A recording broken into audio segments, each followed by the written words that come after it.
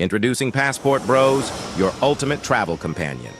Download the app for free and embark on a journey where your adventures not only become unforgettable memories, but also opportunities to earn. With Passport Bros, your travel content is more than just photos and videos. It's your ticket to a fully monetizable network of like-minded adventurers. Imagine making money from your travel stories.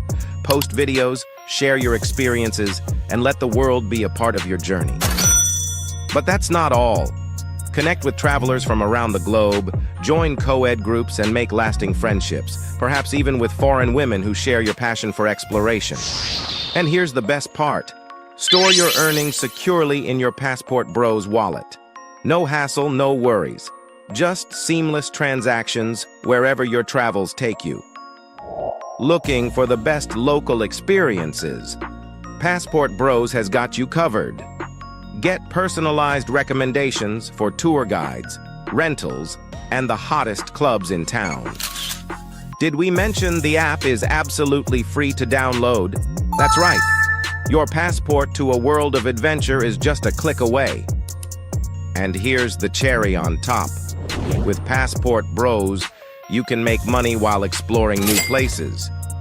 Turn your passion for travel into a source of income, right from your mobile device. So what are you waiting for? Download Passport Bros now, share your journey, connect with fellow explorers, and let the adventure begin. Download now on the App Store and Google Play.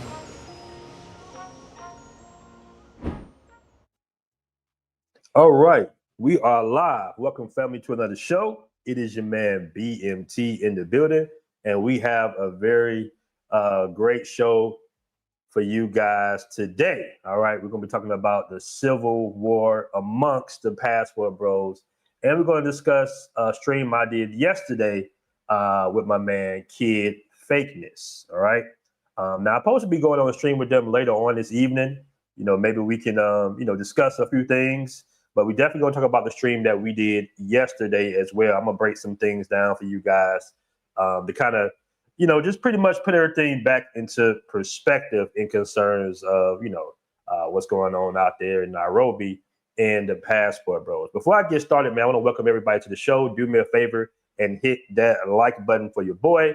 Now, I just woke up recently to some news. This is a little off subject to a certain degree. But I did just wake up to some news to an influencer by the name of, I guess you want to say influencer, a big time influencer actually, by the name of, I think his name is Charles Kirk. And Lucky got shot and he passed away.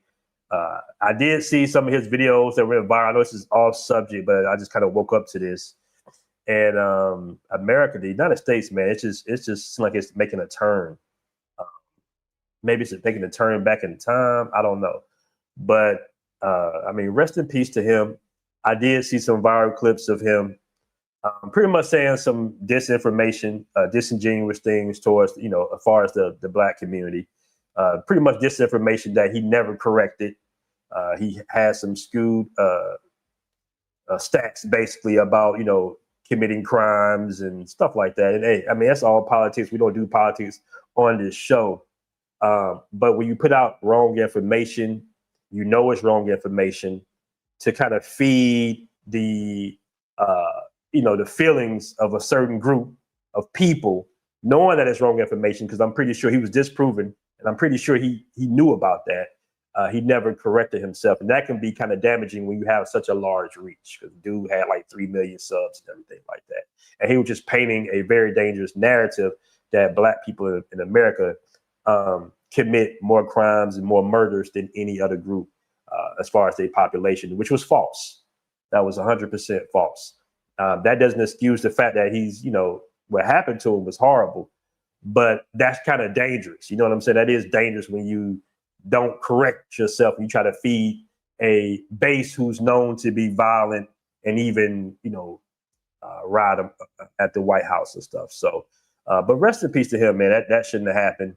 Like I say, looking from out here to in there, of course, every country has political, strife, but that was kind of, they showed it. It was just interesting that, when I saw it, I thought it was a fake video or something. I'm like, what is this? Like, what the hell? Because I recognized the face. And I know these guys are going to college campuses and they kind of, debating people like Myron Gaines or debating students, the most impressionable next generation of Americans, basically. And they're debating them. And that's how you go viral, is with the debates and everything. But it's just sad to see something like that get taken so far, when it comes to just, disagreements or going back and forth, to take it to that level, man. So, yeah, I'm sorry, Charlie Kirk. But yeah, that was tough to see, man, because I didn't know what I was watching. I thought that people, that these social media outlets, and that's the thing about social communities, man. People upload stuff. It takes time for it to get taken down. So, I didn't, I just woke up this morning and just tapped in and just saw, saw a murder, basically. I was just like, damn, hold up, I just assumed that it was fake, but then I recognized the guy. I was like, oh, wait a minute, that's the influencer guy. I said, oh, is that a stunt or something? Is that like, but then I saw, I started seeing the clips of the news and I was like, damn. All right, let me get some of the comments, man. We're gonna get the party started. Do me a favor, guys, hit that like button. Yeah, the States is, man, listen, guys. If you have an opportunity, and I know a lot of guys are, have their game plan, because I had a game plan. I left in 2020, but at the end of 2020, but I knew I wanted to leave in 2017. So it took me, I guess you want to say, 3 years to get everything together to where I can, make passive income and stuff like that, while living overseas. And I'm gonna do a show about that as well, because I know a lot of people, want to know how, I make a living overseas, been overseas for 5 years and everything. And I've actually done stuff like that on the Patreon and on the app, but I never, did that on YouTube. But it took me 3 years to put myself in a position where I could move overseas full time. And I know some guys are kind of like, game planning it out, 5-year game plans and stuff like that. I get that, man, but shit is getting real in the States, bro. Shit is getting real. When you got influencers and people getting taken out, bro, that's going to another level. You kind of shifting and turning into a different direction, which I saw happening early on. Like I saw this stuff coming back in 2013, 2014, when they started doing Philando Castile, when all the police murders, when Obama was in office. I started seeing that shift. And I started seeing it, and I was like, man, this ain't it. This ain't it. And we're gonna get to the subject at hand in a minute, guys. But this the thing. What we got to understand is, yes, Black Americans are relatively a small population, mostly in the Southeast, Northeast, in the States. We account for about 13 to 14%. As a lot of people report. That could be true. That could not be true. But I want you to trace everything back. Right now, most Western countries, most modern countries have a negative birth rate, right? They have a negative birth rate. The only continents, with a positive birth rate right now is Africa and Southeast Asia. I want y'all to think about that for a minute, right? Africa and Southeast Asia are the only continent countries that have a positive birth rate. Everybody else, pretty much, some of the countries are beyond no return, like Japan. You see some of the drastic measures that they're taking. I'm gonna get that super chat in a moment. But also, you see, the West, their birth rate is kind of stifling out and everything like that. Europe stifling out. They have a negative birth rate, and it's very dangerous. All right. Now, you're asking yourself, okay, why do they have a negative birth rate? Well, we know it's because the modernization of women, and for the most part, it's feminism. Right? It's feminism. Women are working more. They're doing their careers and everything like that. They're pushing their families out to, maybe later years. And in some cases, they don't even have families at all. We understand about the gender divide, the gender war. We get that. I sent a video of a sister who was just demeaning the Passport Bros in every type of way. And I'm like, I don't even want to respond to this. This is just horrific. Like, she's really triggered. Right? And I know you're like, okay, where you going at with this? I'm going to land my plane in a second here. But you have these negative birth rates going around the world, and we know what's behind it. Feminism, modernization of women and all that. And that's kind of like the reason why the Passport Bros is getting so big. Now, where did feminism come from? It came from the United States for the most part. It came from the West, right? Now, before feminism, there was always women's leagues, temperance groups. They always was kind of like, playing around with, they were tickling around with, women's rights and everything and, workplace rights. They were tickling around with it back then. But you know how feminism really got ramped up? With the 13%, maybe even 6 to 7%, all right, as far as Black American men. Watch how I do this now. You know where that really came from? Feminism really got amped up in the West when Black men got the right to vote. When Black American men, 6 to 7% of the US population got the right to vote, right? They got the right to vote. That amped up feminism because white women say, whoa, wait a minute. You mean these Negroes can have a political seat? They can have a voice. They can vote, right? They can vote. And we was all pretty much in the South and the East. We wasn't even all over America like that. But they had a problem with that. And they was like, no, we want the right to vote. And that's when everything just kind of amped up. Now, fast forward 78, 80 years later, because of feminism around the world in the West, there's a negative birth rate, really stemming from Black American men, 6 to 7% of the US population getting the right to vote. Yeah, these are all facts. I'm not making it. You can look this shit up. You can chat GPT, do whatever you got to do, right? So I say all that to say, we've always been very extremely influential, and we've always been under a microscope, no matter what we do, even before the Passport Bros or anything. Black American men pretty much be under a microscope, right? We are the cause of the industrial age to a certain degree. We have over thousands of patents. All right, there's evidence of Black American men inventing the plane.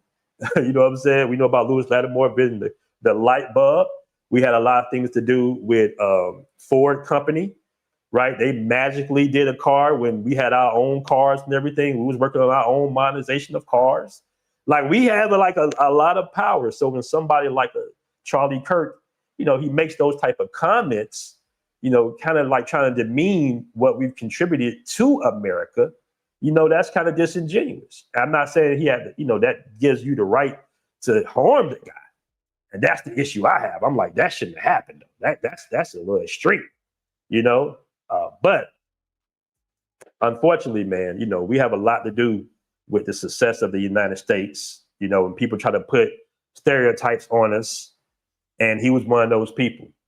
Regardless, rest in peace to him. All right. Regardless, rest in peace to him. Guys, do me a favor, hit that like button. We're gonna get to the show in the hand. I know y'all here for the smoke. All right. And before I get into it, anybody, listen, I'm just pointing out some things here, fellas. I don't want no beefs. Okay. I know. But I just want to show you how things, started, and then we'll get to it. All right. Let me see what's going on in the comments. Let me catch the super chat in a moment here. Shout out to Adrian Thomas with the $10 super chat, the first super chat of the show. Man, I really appreciate that. He says, are people in the military and the airline industry considered part of the Passport Bros movement? Also, I think we have mutual friends in Decatur and ATL. If you in Decatur and ATL, Adrian, I'm pretty positive we got mutual friends, bro. I'm pretty positive. Now, my military guys have been traveling for a long time. As a matter of fact, we even got a portion or a sequence in the documentary that I'm working on about guys in the military. We got a whole sequence about this guy in Vietnam. I mean, amazing story. Like, bro, that's why we got to make our own movies, man. And I appreciate the super chat, Adrian. But his name was Christopher or Chris Williams or something like that. But this brother had an amazing story.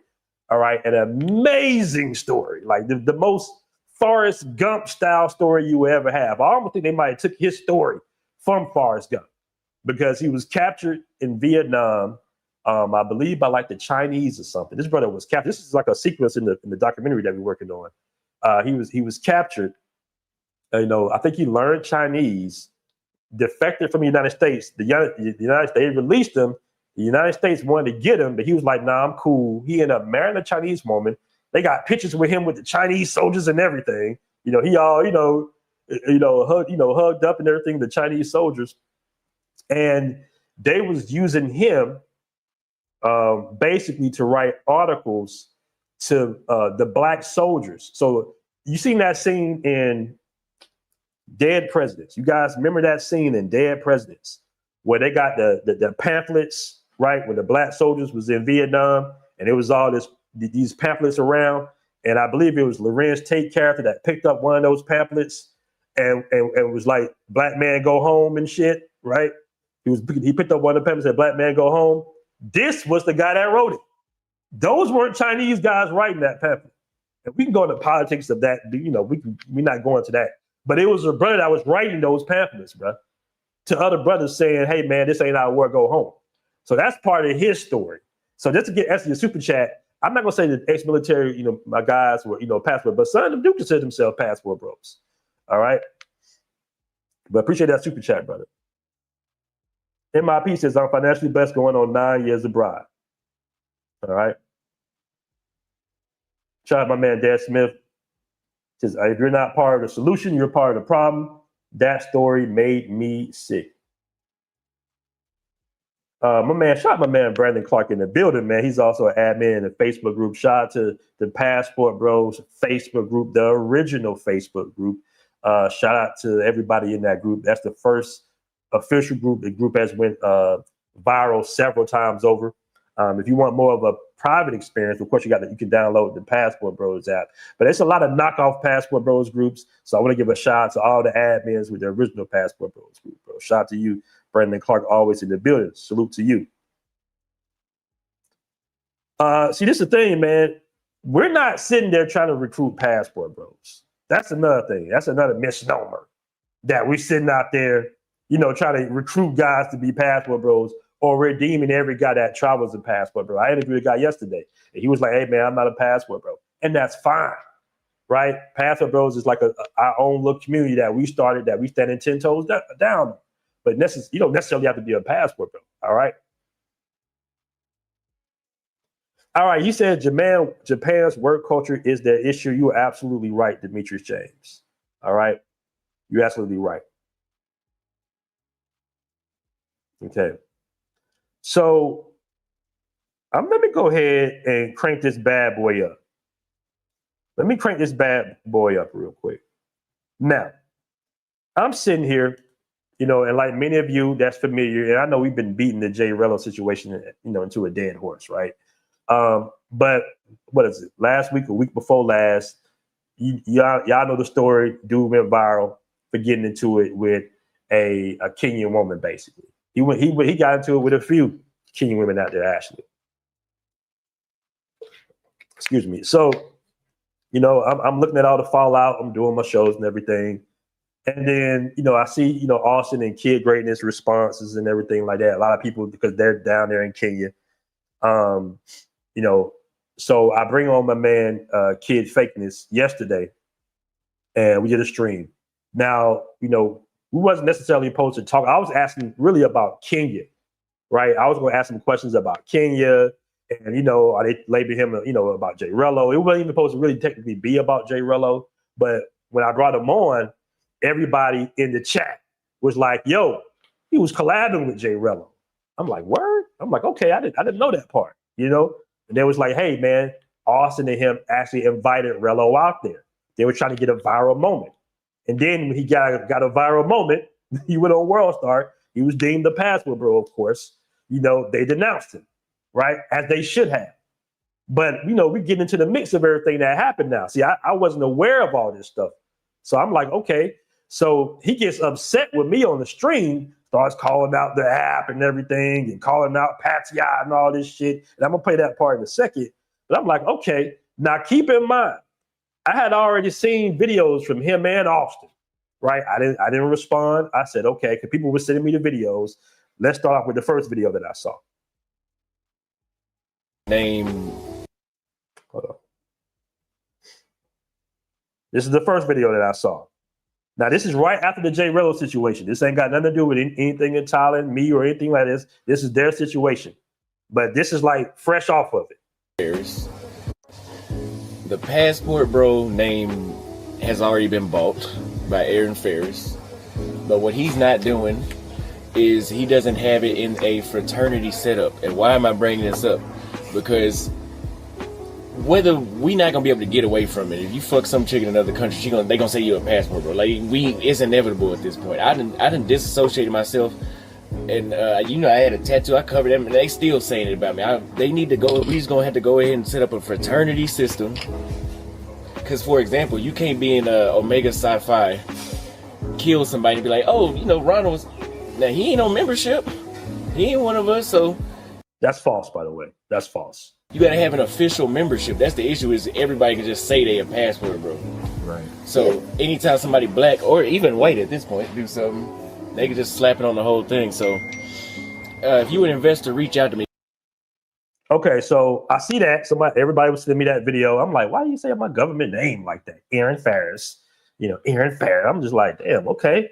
I didn't say anything. I said, okay, that's I don't agree with that at all. I don't think that will work. That's not going to really hold anybody accountable. As a matter of fact, that might put more heat on you. And keep in mind, we do have a community on the app, which he knows about this, right? We've already had, offline discussions about this, but apparently he don't want me to be, involved with the Passport Bros. Like he was just like, hey man, I want to buy the name from you. This is when he denounced the Passport Bros, talked shit about Passport Bros. I was like, nah, the name is not for sale, brother.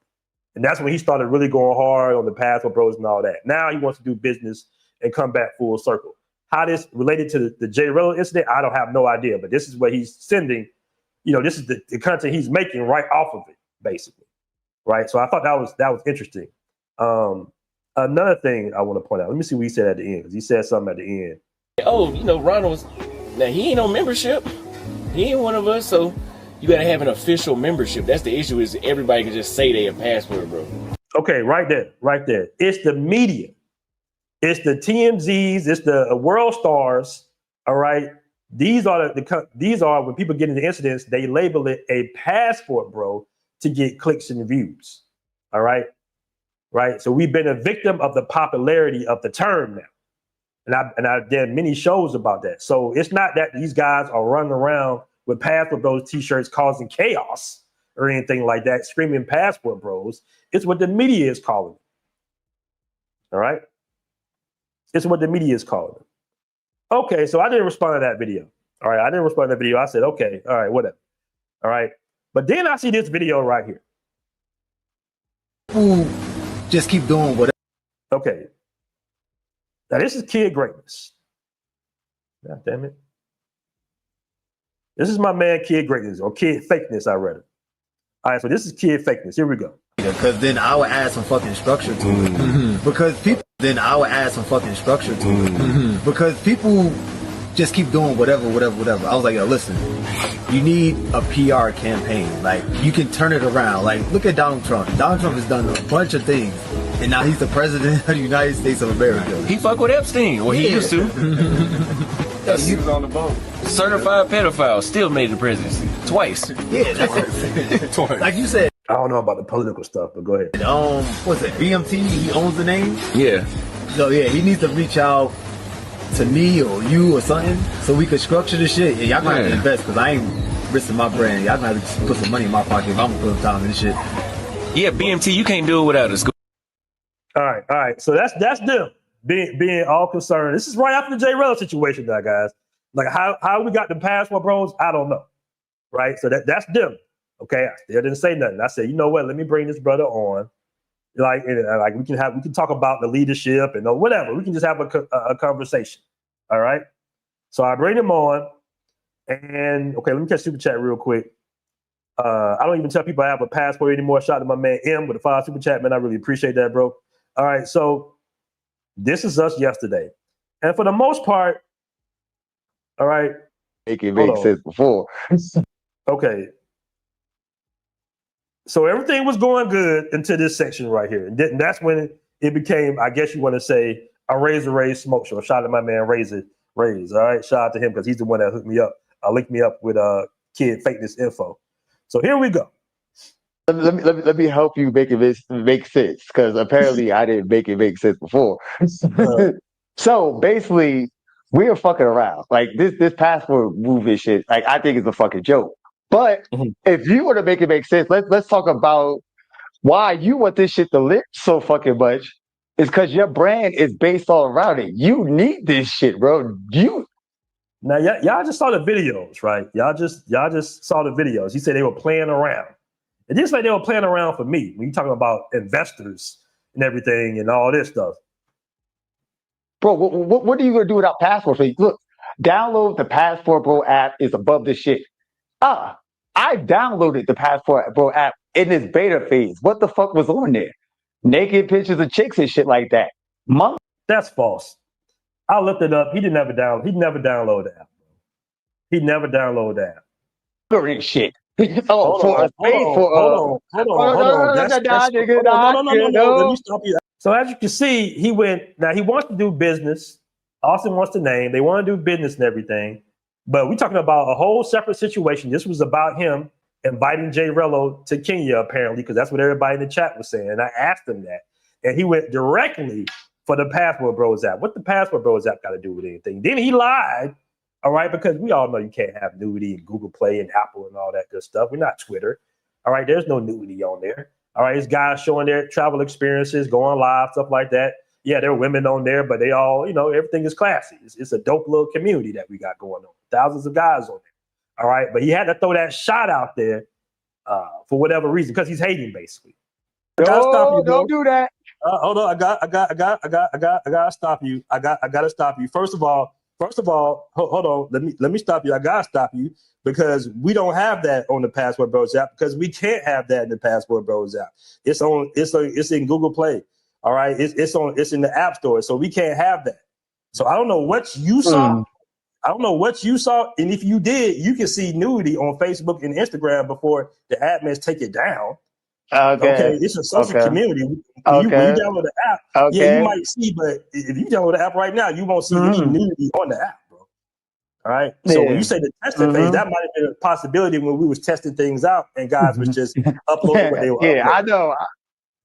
Yeah. But no, it's about scratching your dollar faster, but it's nudity on there. It's talking about shorties and shit like that. Facebook. It's nudity on YouTube. It's nudity on Instagram. Come on, son. It's a social community. Come on, son.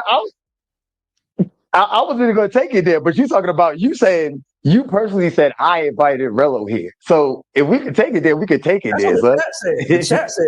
I didn't personally hear. I was responding to what the chat was asking him about. I had no idea that they was planning on collabing. So if you plan on collabing with somebody, I would say that's kind of like a unofficial invite to a certain degree. If you plan on, if somebody's coming out there like a Jay Rello, because them guys are looking for a viral moment, basically. You say you invited Rello, but I know y'all were supposed to collab. Y'all were supposed to collab, right? So if somebody's supposed to collab, if I'm collabing with somebody, I'm co-signing with their content, basically. Right? No. Okay, so this is a collab right now. You're co-signing with my content?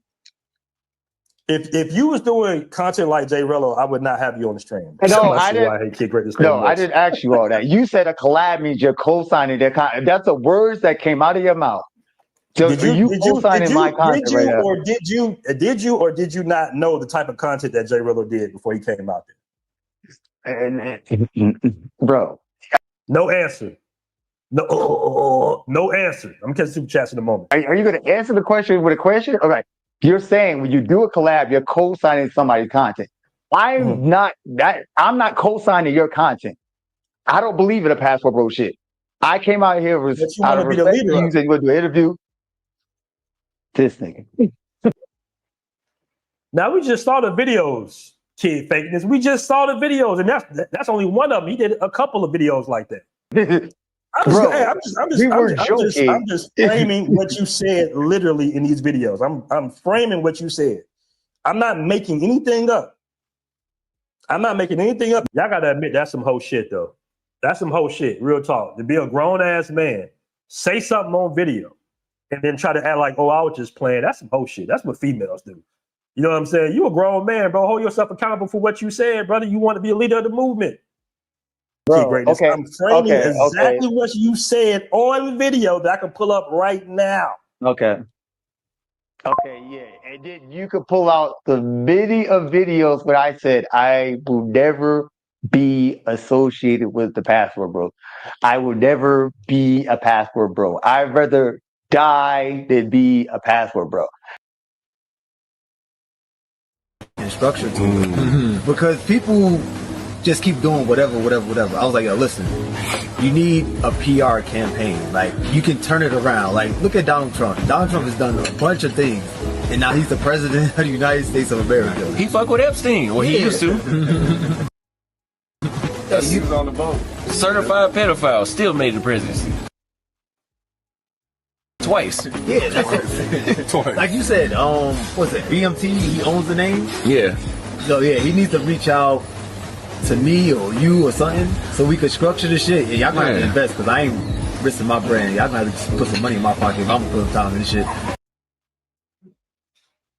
They're talking about investors, business, brands.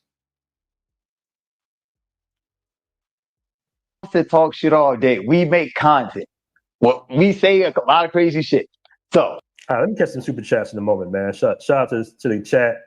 All right, hold on. Shout out my man, One Up for Travels in the building. Shout out to you, bro. BMT, they are in that chat calling you the Razor Rays after dark.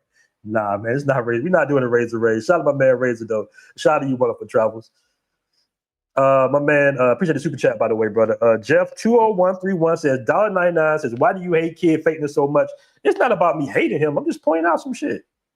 I'm just pointing it out. Me and Kid Fakeness, we text after the show. I would never be a leadership. I was trying to give y'all some game. Y'all apparently need some game because this shit is a fucking train wreck. Look, y'all are the faces of S tourism. Congratulations. You're the faces of S tourism. That's not true. Whenever something happens with S tourism, Passport Bro. That's not true at all. They don't have to be black. They don't have to be white. They could be an alien. If an alien did some S tourism on a move right now, he's a Passport Bro. Great marketing. That's beautiful marketing. Like, I don't want to be wild. What that really is, and I've said this time before, man, they are triggered that men, especially brothers, black men, are getting into genuine relationships, are having more options because they don't want you to have the option. You are leaving a system in where they have the leverage over you. In the Americans, all women have the leverage in the American westernized system. This is why the birth rate is negative right here. Men don't want families no more. So when the Passport Bros went viral and became an option, a lot of people had a problem with that, especially feminists, all right? And they started putting the ex-tourism onto the Passport Bros name. But as time went on, that started to drop off. Now, and it wasn't just feminists, it was haters too that tried to put that on us, right? Different YouTubers, content creators, they were trying to push that narrative because of the places that we like to go to. But those same places just happen to have beautiful women. Colombia has beautiful women. So fucking what? Brazil has beautiful women. As if they don't have prostitution in the United States. Come on, family. Why would I want to be associated with that? I don't know why you want to be associated with that. The ex-tourism came from the haters of the movement. That was put on this. I don't know why he hopping up for. Bro, fuck about it, bro. Now you bullshit. Bro, you know it didn't come from the haters in the movement. Bro, you're in Pattaya right now, which is it's a red light district. Pattaya is not a red light district. It has red light areas just like Kenya. As a matter of fact, you got a bunch of Kenyans participating in those activities in the red light districts here. Now, before I show you guys these stats, because I'm about to pretty much crush them now. But before I show these stats, family, I'm not trying to denigrate anybody coming from Kenya. I can't wait to get there. All right, or Thailand. I'm just putting up stats right now, just to kind of just show him, because what he's doing is he's trying to take advantage that a lot of Passport Bros or a lot of guys in our community don't really go to Kenya like that. So he's trying to take advantage of that narrative, right? So I'm about to just totally crush him. I'm about to overhand right him in a moment.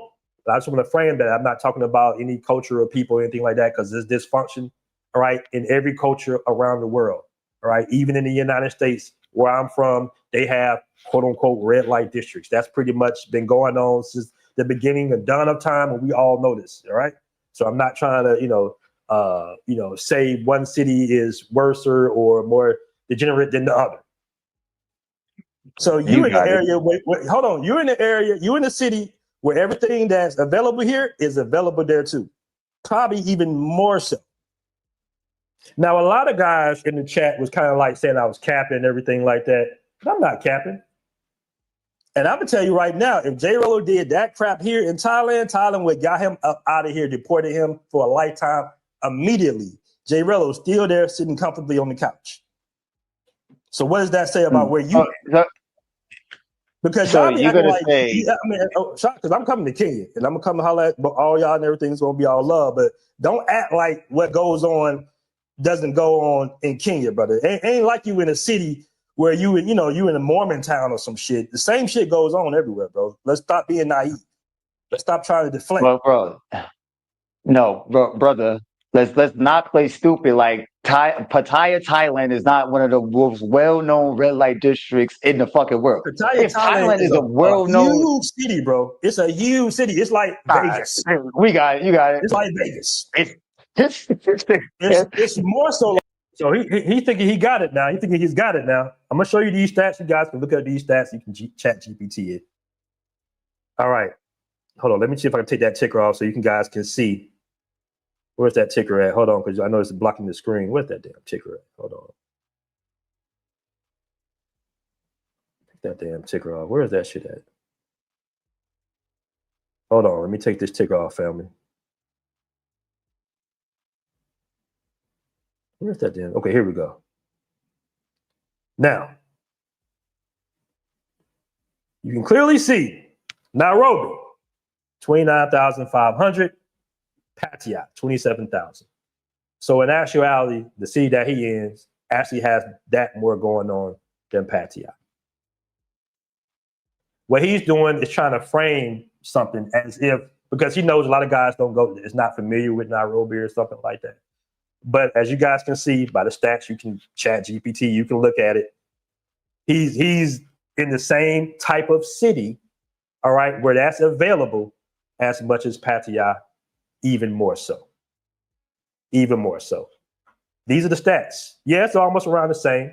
But as you can see, they have just as much as that going on than Pattaya.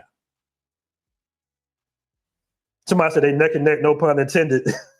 All right, let me catch you super chats in a moment, man. All right, hold on. Shout out my man Jordan Anthony with the 5 super chat, man. I really appreciate that. All of y'all helped many men find life outside the U.S.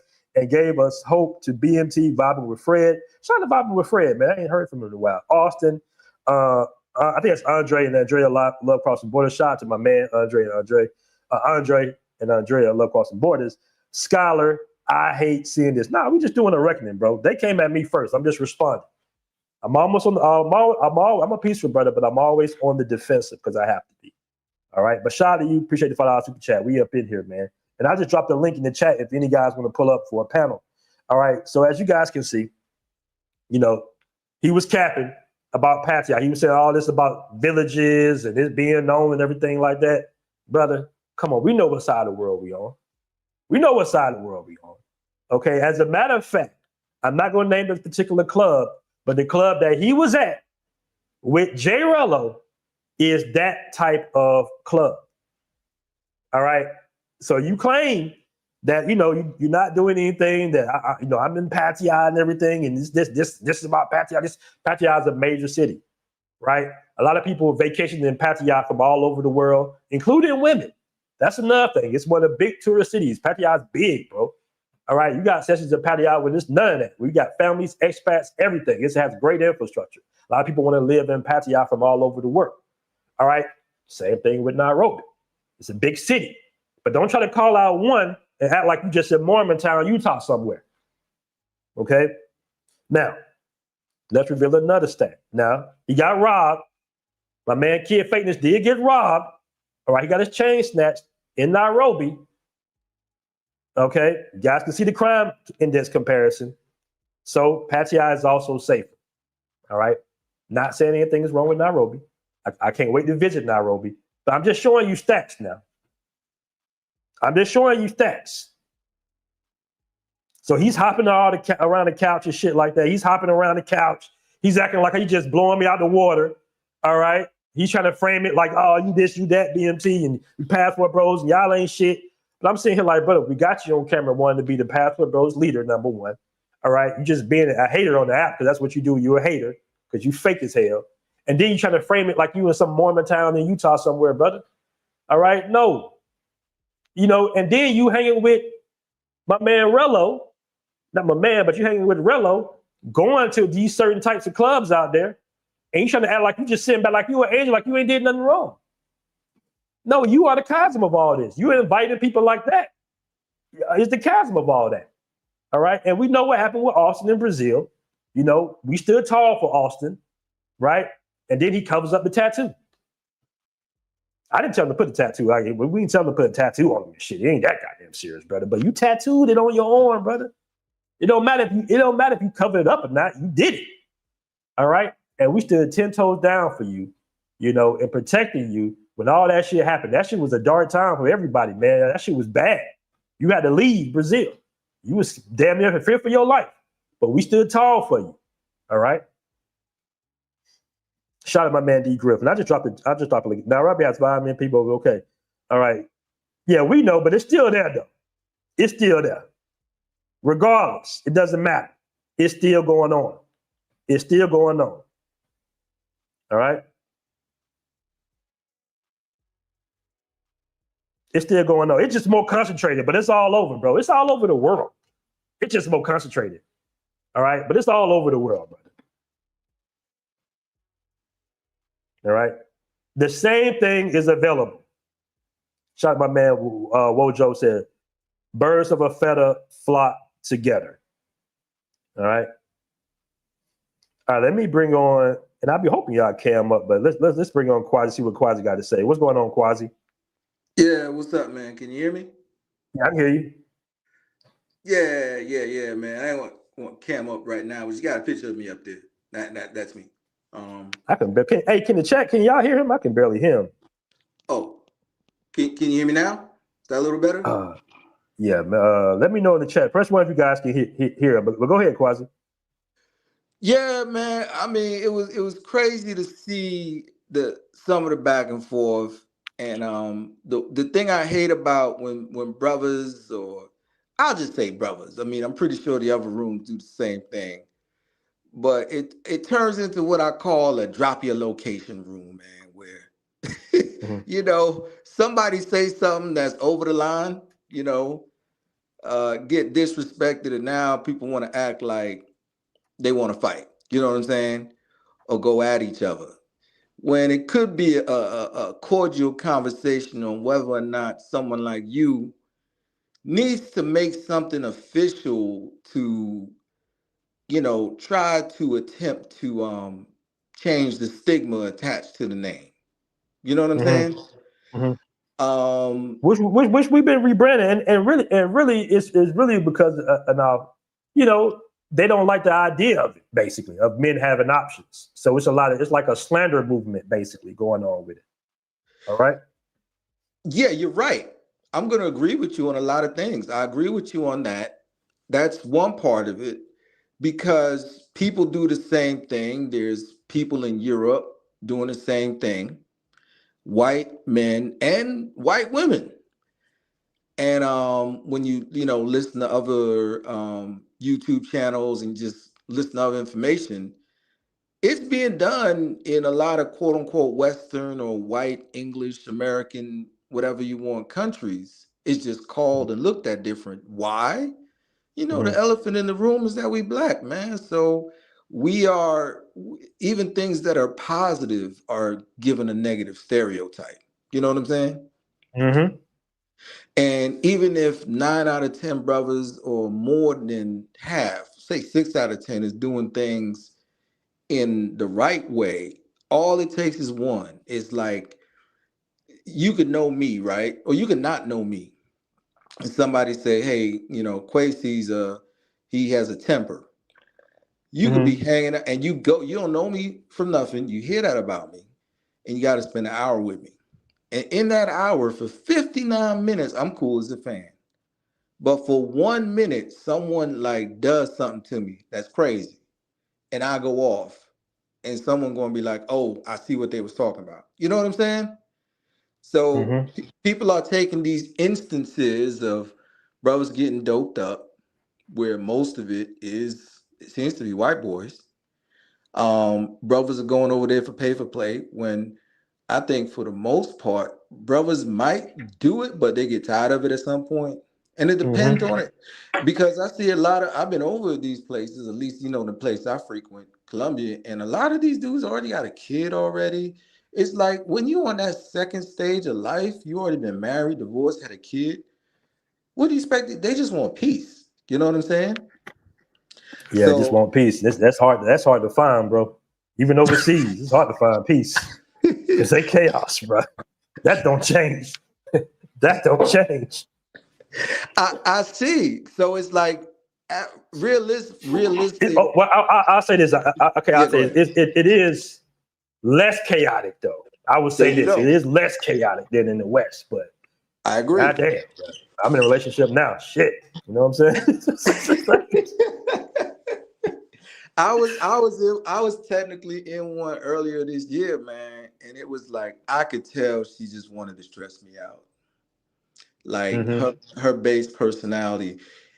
And let's just say she was cool on out of 10 things, she was cool really on about 6 or 7. But and better than even some chicks that I'm still back and forth with now, here and abroad, but she just wanted to stress me out. And the one thing I do notice that I'm trying to pay attention to in all my relationships moving forward is personality clashes, man.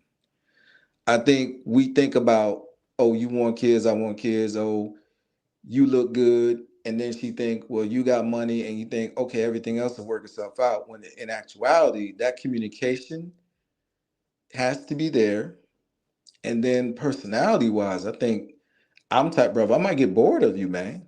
You know what I'm saying? Just being honest. And I think vice versa might happen. Or we just personality wise, it's a clash. You know what I'm saying? And that's before you get into even do you do enough activities together to sustain a relationship. You know what I'm saying? But cost of living and overall temperament, it's still better in other countries other than, the big, let's just say white European ones that rule the world. You know what I mean? You're absolutely right. Shout out my man, it's Jay Clyde in the building. I want to catch this poll real quick. Do Passport Bros need to become a fraternity and new leadership? About 47% say yes. All right, 53% say no. What do you say that Passport Bros, Quasi?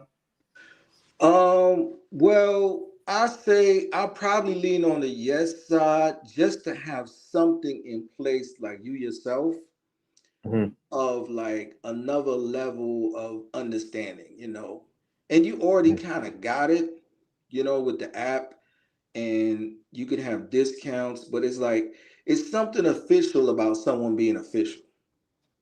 You know what I'm Right. saying? Like having an official contact. You know what I'm saying? Like, let's just say I've been there a few times, but I bumped into people on the humbug. What if it's official to the point where, yo, you go here and someone's guaranteed to be there with you? You know what I'm saying?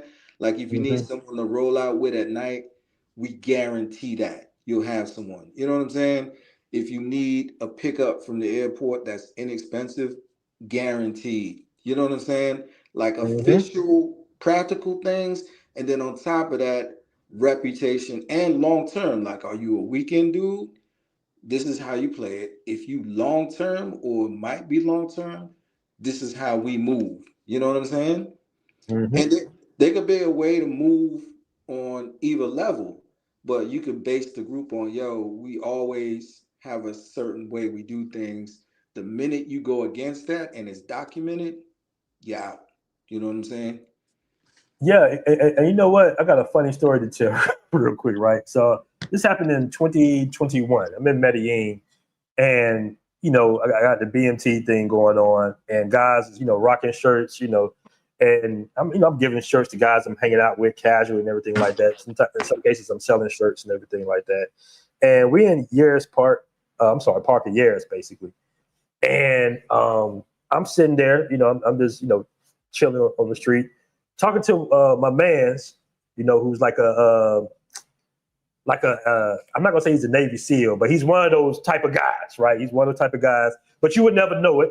You would never know it because he just, you know, dressed like a brother from ATL right now. So we sitting there, you know, we posting everything. He has on a BMT shirt on. I have a BMT shirt on, right? So a guy walks up straight out of, you know, he had that prison bill. You know, this guy was from Louisiana. You know how they talk. You know, he rode up on us with a bottle of Patron that he had bought in the club. You know, they let you keep your bottles and everything. So he comes up, and then he's like, "What up, BMT? You know, I like your shit, bro. You know, you just come with, you know how dudes be out when they fresh out of prison. They don't gotta tell you that they fresh out of prison, right? You know, Yeah. like, you can feel it. You know what I'm saying? Dude was like Rocco and shit. So my man, who is the, you know, the special agent, you know, military guy, he's like, "Hey, brother," he put out some money first. He put out some pesos first, and he goes to hand them to him. He said, "Hey, bro, can I pay you for a shot out your bottle?" And the dude took it totally the wrong way, bro. The dude took it totally the wrong way. He said, "You said what? You asked me what?" Oh. And I'm sitting here like, "Hey, bro, he just asking, you know, for a shot. You know what I'm saying? We just kicking it, you know what I'm saying? The club over with, he asking for a shot." He was like, "Bro, if I would give you a shot, I'd give you a shot, nigga. Just that and the other. Don't be ever asking me what I'm a hoe. Think I'm a hoe, nigga?" And I'm sitting here like, "Oh shit, damn." Right?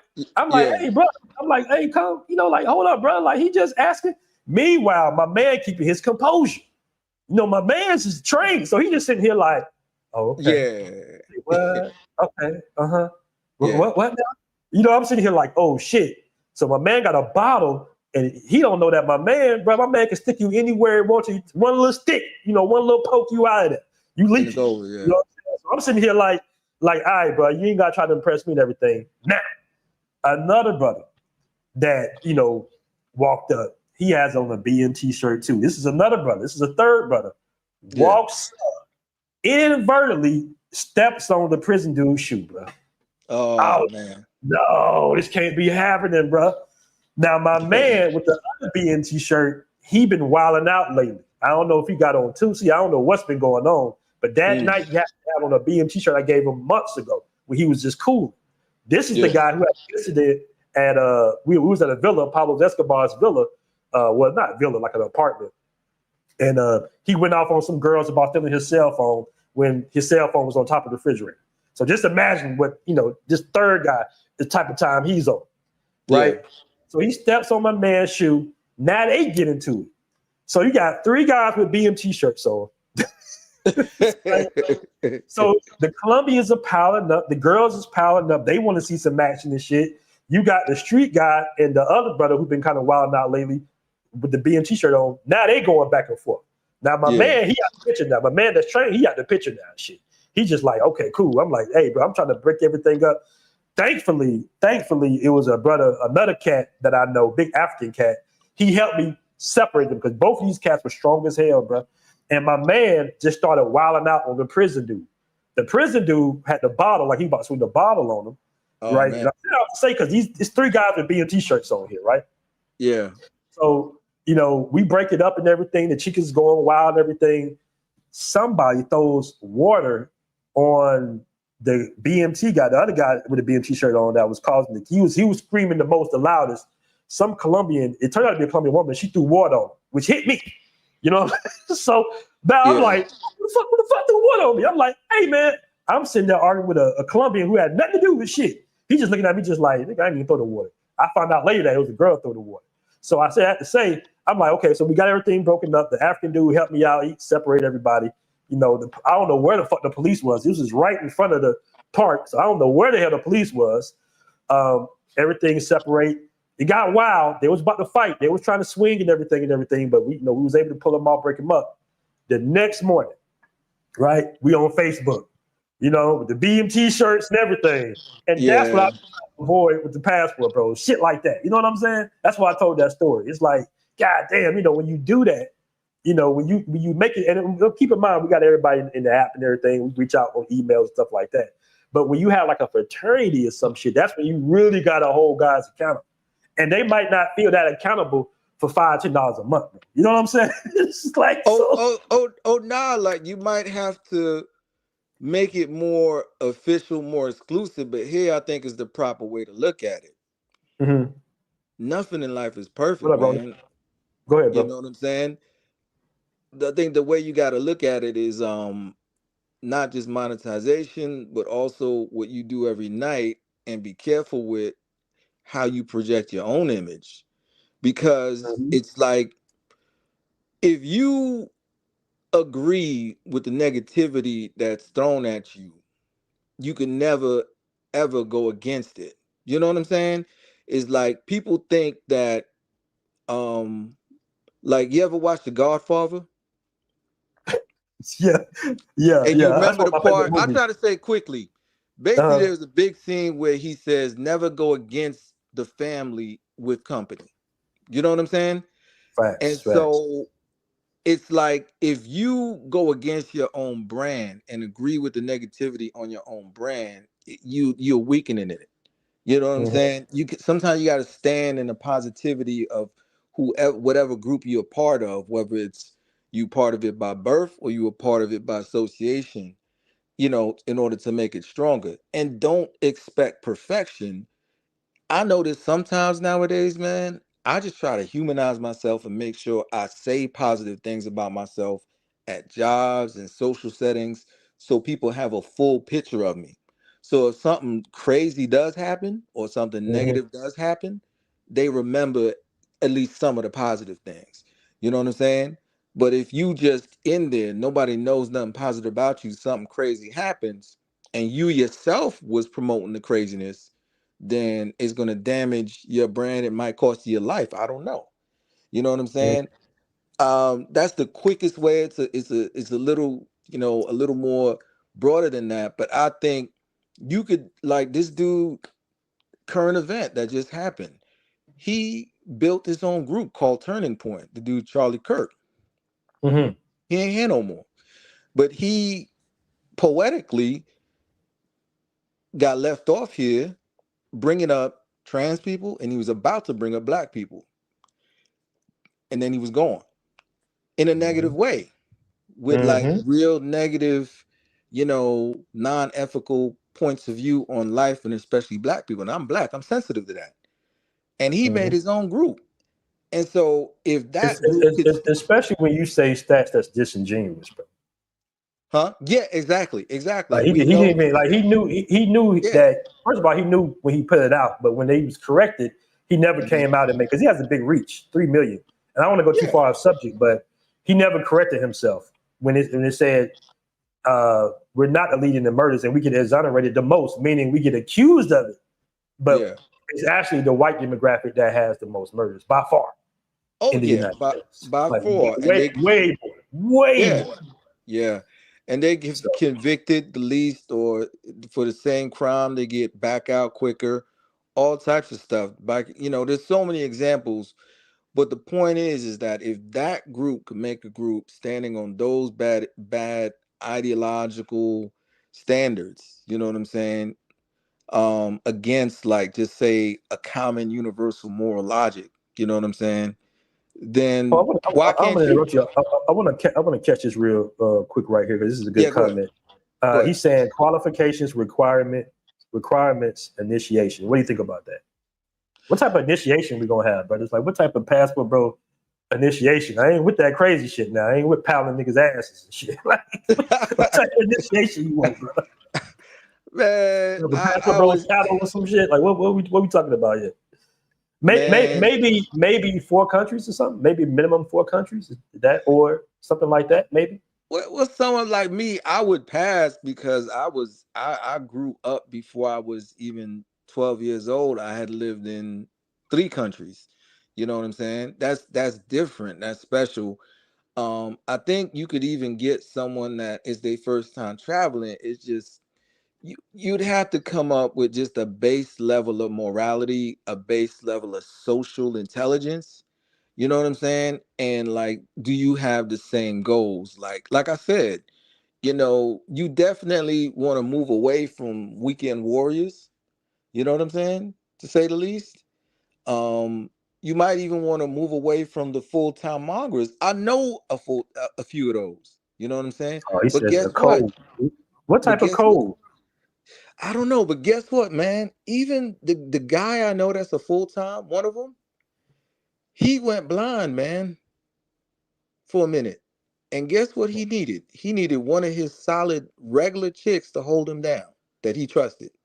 You know what I'm Mhm. saying? So that lifestyle is not necessarily something you're gonna get burnt out of it. So I Damn, think you can go blind by mongering? God damn. Shit. I know it sounded like that the way I said, but he's just old. He older, man, retired, living off two pensions. But Uh, cash flow hustles. If you can't pull up, man, what type of code? If you can just do like a one-liner, what type of code would you say? What type of rules would you have, or something like that? he'd have to expound, man. I mean, you have to come. I think you can come up with it, man. I mean, You we you have like the Ten Commandments. We've done things like that, but certified. I mean, that possibly would help, man, especially within our own community. We can say, hey, man, this is what we're not doing. This is what we're not doing. This is, well, but you it's gotta it's have. just so hard to hold people accountable. That's not what we do in our community. As far as the Black community, we don't really hold each other accountable, man. You can do some fuck shit, and then people just like, you know what I'm saying? Like, it's a guy doing some fuck shit right now to me, as far as business is concerned, and he hangs Yeah, around the same sort of people. And I tell people that type of cat he is because he's lying, he's stealing, he's doing all the yeah, little conniving nigga shit, but people still associate with him. Now, you know what I'm saying? I still see him on streams and shit. Even though I say, hey, man, this dude wrote 20 letters to the government about me. Like, he did all this little fuck shit, but they still kind of let him.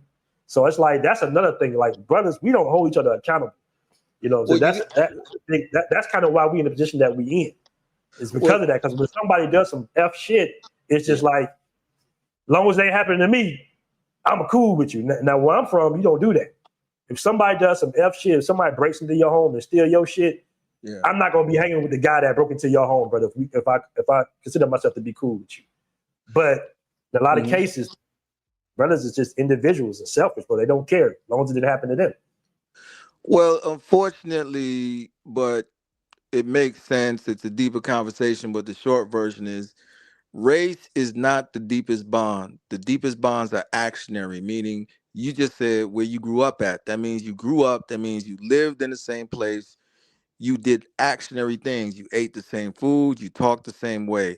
You got to start up from a small group and then verify people with the small group. Like you already are know people in different countries, and you Mm-hmm. got to start there and have it so that the people that are lifers in those countries help you verify people through action, not from what they say, not from what they have on paper, but can you like verify how they move in public and someone document that, and then that's when they really in the group. You know what I'm saying?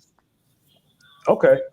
And you absolutely right. I got you, Cashflow Hustles, in a second. It's welcome to the show, Azrael, Cashflow Hustles. I really understand what you're saying because prior to traveling, I thought black was black. You know what I'm saying? That's what a Yeah. lot of us assume. But I'm gonna give you not an incident or a situation, but when my perspective changed the most. I saw the differences in Afro Latinas, and I started to pick up on it. I said, okay, it's more about culture. Even though they look like us, they're totally different, right? Yeah. So I'm in Pattaya. This is like happened the last time I was living in Pattaya, and I see an Indian dude kind of arguing or screaming with what we would think is a phenotypical black woman, right? So just imagine you see an Indian guy, screaming, kind of pushing, a black woman. So Yeah. how we just got to get triggered. We're like, whoa, wait a minute. You know what I'm saying? Yeah. And I'm sitting here like, I'm like, hey, sister, you okay? And then she goes, she starts speaking Arabic. And I'm like, oh shit. Okay. Oh. You see what I'm saying? It's like, she might look like me, but she's all the way, what you call it, Arabic or whatever. She's all the way down. So she looking at me like crazy. I'm like, oh shit, oh, my bad. That's your woman. Like that's your you're doing what you're doing, you know. But on the outside looking in, you just sitting here like you just see a black woman getting scolded, you know, getting grabbed up, pushed up. But she looks at me like I'm crazy. Like, who the fuck are you? Like, why are you talking to me, nigga? That type shit. I'm like, oh shit. So that's when it really hit me. I said, oh, it's ain't about what you look like. It ain't about the phenotype necessarily. It's about the culture. You see what I'm saying? Yeah, like Now, the way looking in, you see the sister getting roughed up by a white Arabian looking motherfucker. You see what I'm saying? You know how most brothers is gonna be like, hold up, what the fuck? Yeah. You know, some gonna say, hey, that's their business, but some gonna just be like, wait a minute. Because if I was a white guy and you see a black guy roughing up a white girl, you gonna be like, your titties don't go up a little bit, like, you know. Yeah, So, like I'll explain it like this, man. As I get old, man, I'm about to be 47 tomorrow. Like my logic is getting better, and there's a lot of things that I feel very, very deeply on. So a quick example is the best thing about, like, say, blackness here that I've seen in action was that brawl in Alabama on the docks. You know what I'm saying? Where even brothers that came off the boat came out and defended that black brother from those white dudes. That happens. But in reality, the deepest bond between people and human beings in general are through the heart. The deepest one is religion, because that goes across borders and is very religious. It's very people committing to something, and a group of actionary bonds that are go beyond this earth. You know what I'm saying? To the point where you don't even care about this existence more than the existence when you die. The next thing is country. So the country you from, because it's the language, it's the food, everything, those actionary bonds from country are the next bonds between people. Below that is race, man. Race is like one of the weakest bonds between people because it's not actionary. It's just how you're born. You know what I'm saying? You might feel more connected to men on a physical level, and bond with men before you bond with a woman, before you bond with someone of your own race. You know what I'm saying? If you go and play sports, you notice that, hey, if we go and play sports and we all doing this at the same time, we all, after a while, it's like I feel closer to my teammate than other people. You know what I'm saying? Okay, yeah, you're right. And I want to ask some real quick to that. Ethnogenesis too, like what we went through during slavery, like what Dominicans go through during that, that struggle, like our history kind of bonds us as well. Like, it's for instance, like when you hear somebody like from another country, like an African, just immediately come over and say Black Americans are lazy and this, that, and the other, not understanding the historical element of what we went through with our own ethnogenesis. You see what I'm saying? Like 400 years of, imprisonment, basically. I don't even like to say slavery, but imprisonment, basically, from a government, So it's like that kind of bonds us too, because we understand the trauma more than they would, right? Because we've been through, our ancestors had literally been through it. But let me catch Cash for Hustlers. I want to bring Cash for, and I got you, Andrew. I know you came in earlier, but Cash for Hustlers, what's going on, brother? What's good? Can you hear me? You can hear me? We hear you. We hear you loud and clear. Yeah. Okay. Yeah, man. I was just putting up some suggestions on how something should go, man. Because if you got random, I guess you can call them renegade, dudes doing their own thing, their own wild thing. Everybody do what they want to do, and go to chasing hoes, trying to find a wife, trying to travel, trying to do content. Everybody do what they want to do. But if you're trying to get something that's kind of respected, kind of respectable, something that's kind of, got some kind of standards, because if you don't have no standards, you're going to get everything from A to Z with zero standards, zero. So you kind of got to have some kind of standards and have a way to kind of, represent each other. And then plus you help each other because the benefits come from helping each other. You go to different countries, you get this, you get that, you go here, somebody looking out for you, somebody hooking up on job game, finance game, business game, resident, different things you need in different countries. Those are benefits. But then, you want to represent, you want to kind of elevate. Don't have to be no color. You can have white folks, Latinos, it's mostly Black, but it's other races coming too. So you can't just discriminate, no white folks, but no Latinos, no European dudes or whatever. But yeah, I'm just saying in general, man, you know, when you have something that has a sort of a code, has a membership, it has some responsibilities, you got some privileges, you have an image, like you said, you got a brand from a business perspective, you know, basic things. And some examples, yeah, you know, I mean, you know, like certain badges, certain levels of achievement, certain honors, certain recognition you can get for traveling to a certain number of countries, helping a certain amount of people, you know, just come up with stuff. So these are ideas. So whenever you founding an organization, whoever the founding members are, the foundational people are, you set down some type of rules and you represent each other. You know, everything ain't bad. You know, I mean, there's some good things about it. You want to be proud to have somebody as a brotherhood and part of your brotherhood. Now, fraternities, I mean, I'm not with no fraternities. I didn't go to college, you know. Okay. So I didn't go through no Ega, Mega, Alpha, Osisa, So no crazy initiations, nothing like that. Just no, rules back then. no, just grown man stuff, man. We ain't going back to the Okay. Greeks and all of that. No, it's not that. It's not that deep. It's really basic, you know. Okay, so and- you kind of in agreement that we do need some form of more organization, basically, like kind of something that we kind of can hold accountable. So if they do like, for example, if somebody do some janky shit, right, we can say, hey man, we gotta get you on up out of here. We get rid of your membership, basically. Yeah. What's wrong with belonging to a brotherhood? You know, you'd be proud of it.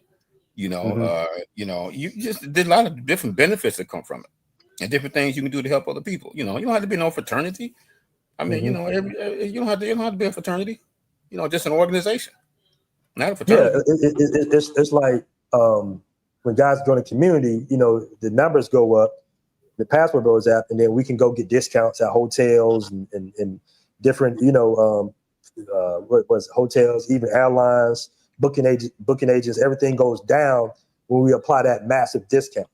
You stronger as a group. You stronger as a group. You go to corporation, you go to United Airlines, or you go to Coca-Cola, or you go to whoever, and you got 500 people, 1,000 people. Yeah, they're gonna give you a discount. You know, all day. People, you ain't gonna really doing it, but 1,000 of y'all or 500 of y'all, yeah, they give you a discount. You know, just practical stuff, man. Just practical. It ain't nothing complicated.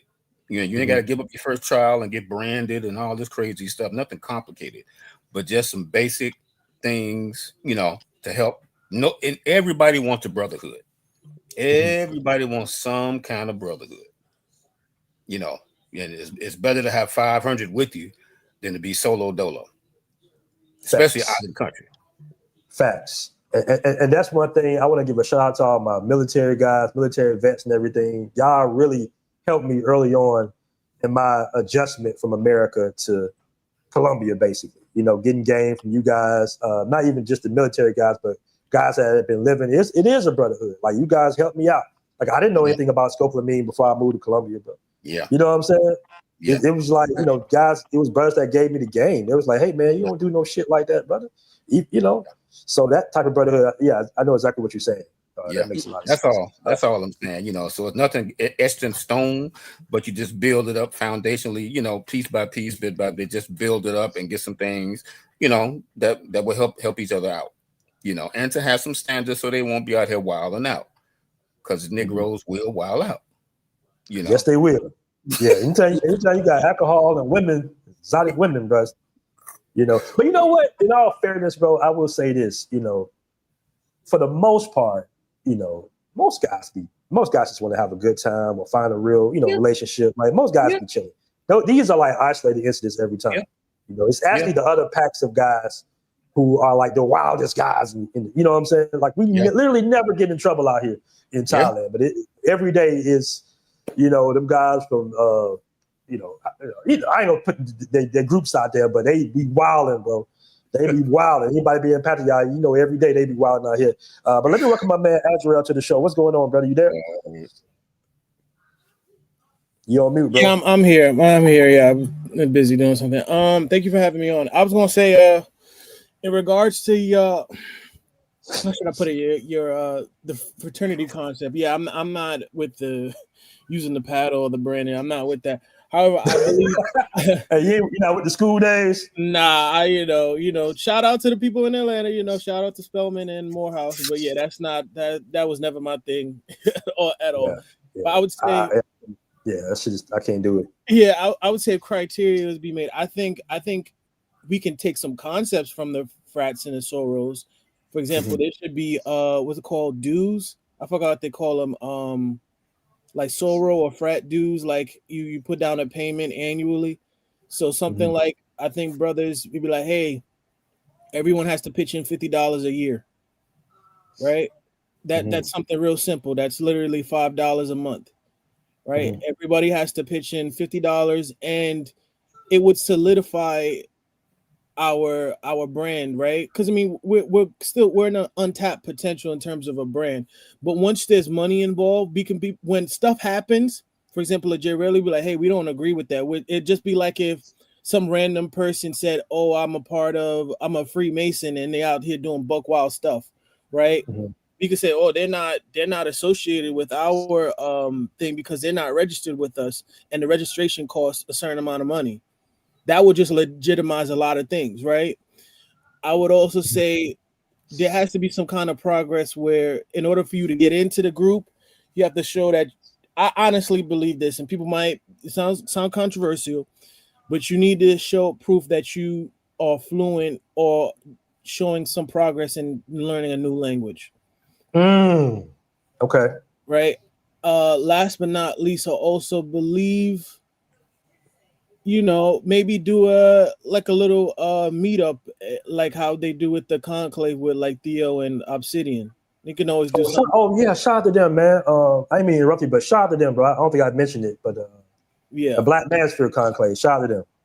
And it doesn't have to be literally in a brick and mortar spot. It can be a Zoom where we all share our things that are going on in our lives. Like maybe do it like twice a year. And like everybody get like 10 or 15 minutes. I think it more if we take the Freemason concept of how they do it, the lodge and stuff like that, and we be like, hey, so what you got planned? And or you have like similar to what Obsidian them are doing, have like a guest speaker like, hey, this is how, like for example, me, I would say, oh, this is how you can get your golden visa or the D7 visa in Portugal, and everybody do like a little 10-15 minute talk. Stuff like that. And everybody has to come and do a 10 or 15 minute talk about things that they can add on so that it's like an information think tank. So I think those three things, people should provide an information think tank. People need to show progress that they're learning a new language, and there should be some kind of dues. Right. And we can even have a situation, because we actually been working on this, of having like an attorney on call. But anybody that gets in trouble overseas, whether they're in Colombia, Brazil, Thailand, you tap into that system, like boom, you got your attorney right on deck, because sometimes shit happens, man, and you need that attorney. So that's another thing that we can offer too for one of the benefits. Right, and hopefully maybe if we get our money right, we can, anybody that put off like any kind of liable stuff, we can send out cease and desist. I would love to do that. Be like one of God's chosen people, just have that kind of flex, you know what I mean? Yeah, man. We need to donate more. You know what I'm saying? Shout out to Cardell. And I've done work in Colombia. I never, published videos and anything like that, but I've helped build schools out there in Rio Hacha and everything. And it was funny because it was a Colombian, guy one time. He was trolling me. One of my comments in YouTube. He was like, y'all don't do anything. Y'all don't do nothing for the son. I said, actually, we do, man. We actually just built a school out there. I just never published a video because it's not about that, right? But, me and another guy of mine, my business partner, we went out there, and I was like, man, I think brothers will contribute because it's a lot of unfortunate situations for the indigenous people populations, and a lot of these populations are melanated. They kind of hide them. And they need help, bro. You know what I'm saying? And that's another initiative that we can do. We can all pitch in a little dollars a month to go straight to them, and you get a little tax write-off. That bread goes straight to you, man, because my business partner, man, he financed a roof for a school out there. You know what I'm saying? He helped go out there and put it all together and everything like that. I got the footage and content and everything. I didn't want to put it out because I didn't want it to seem like, you know what I'm saying? I never put that footage out, but this is something else we can do. And then when we have group trips, we can all get together and we can help with food drives in Brazil or stuff like that, you know? Exactly. That's great. There's no political reasoning behind it. It's just that, you know, a lot of people that are doing that down bad overseas look like us, bro. You know, are similar to us. What people don't understand too, like I said, we have a brand and people know it. I mean, look at, you know, it's funny. Between you and Austin, I go and look back at because Austin, you've been around longer. I've been recently looking at your interviews you did back in the day with O'Shea, right? And I'll be thinking damn, you made some progress. Yeah, 4 or 5 years ago, you know. And I see the one he did with Charles Tyler. I was just watching it last couple of days, and I'm like, man, we've come a long way, right? Mm-hmm. And I believe we still have a lot of untapped potential. So stuff like what you're saying is great. We need to understand, we have the motion right now. The motion is with us, and we have the movement. And I think having a positive brand exposure, right? When you think of Chanel, or when you think of Nike, or when you think of the Jordan brand, you think of something, you already know what comes to mind, right? Mm-hmm. And I believe if you have to be able to control your brand, and when you able to control your brand, then it's people know the first thing that comes in their mind. What's the first, you have to make it, what's the first thing that comes in your mind when people think about Passport Bros? And people are not, you're not going to 100% get everybody to like you, but you still want people to respect the brand. You know, that's a good point. I'm gonna get a super chat real quick. I got my man Quasi. I know you ain't talking in a while. TF for $2 super chat. FBI background checks, no spooky paper. Well, I don't know about FBI background checks. Y'all think it's that serious? Do FBI background checks on people? I wouldn't even want to go about that, but I wouldn't. Come on, man. Super chat though. Well, there's hundreds of background check companies like Uber, DoorDash, all the, everyone does a background check, and it could be some people. Okay, let's see. Hold on, let me vote that. I'm gonna put that in the chat. Go ahead, Spuds. I'm gonna put that in the chat. Hold on. Yeah. To add on to what you saying earlier, man, just take notice of what I was saying. You said the military brothers helped you out. Guess what military does? Their bond is actionary. How many things did they have to do every single day? Wake up, sleep, run, all that stuff actionary. Imagine you military over here, someone else, they know how their life was. It's like an actionary bond of discipline, that they relate to, that makes them feel akin to someone. Guess what? No matter the race, you know what I'm saying? So that's why I say that bond is critical. So simple things you want to start off with, and we could get into some deeper things later. I probably want to tell you that on the side, you know what I'm saying? But simple things is, what does every person traveling want? They want to get to where they're going safely and get back home safely.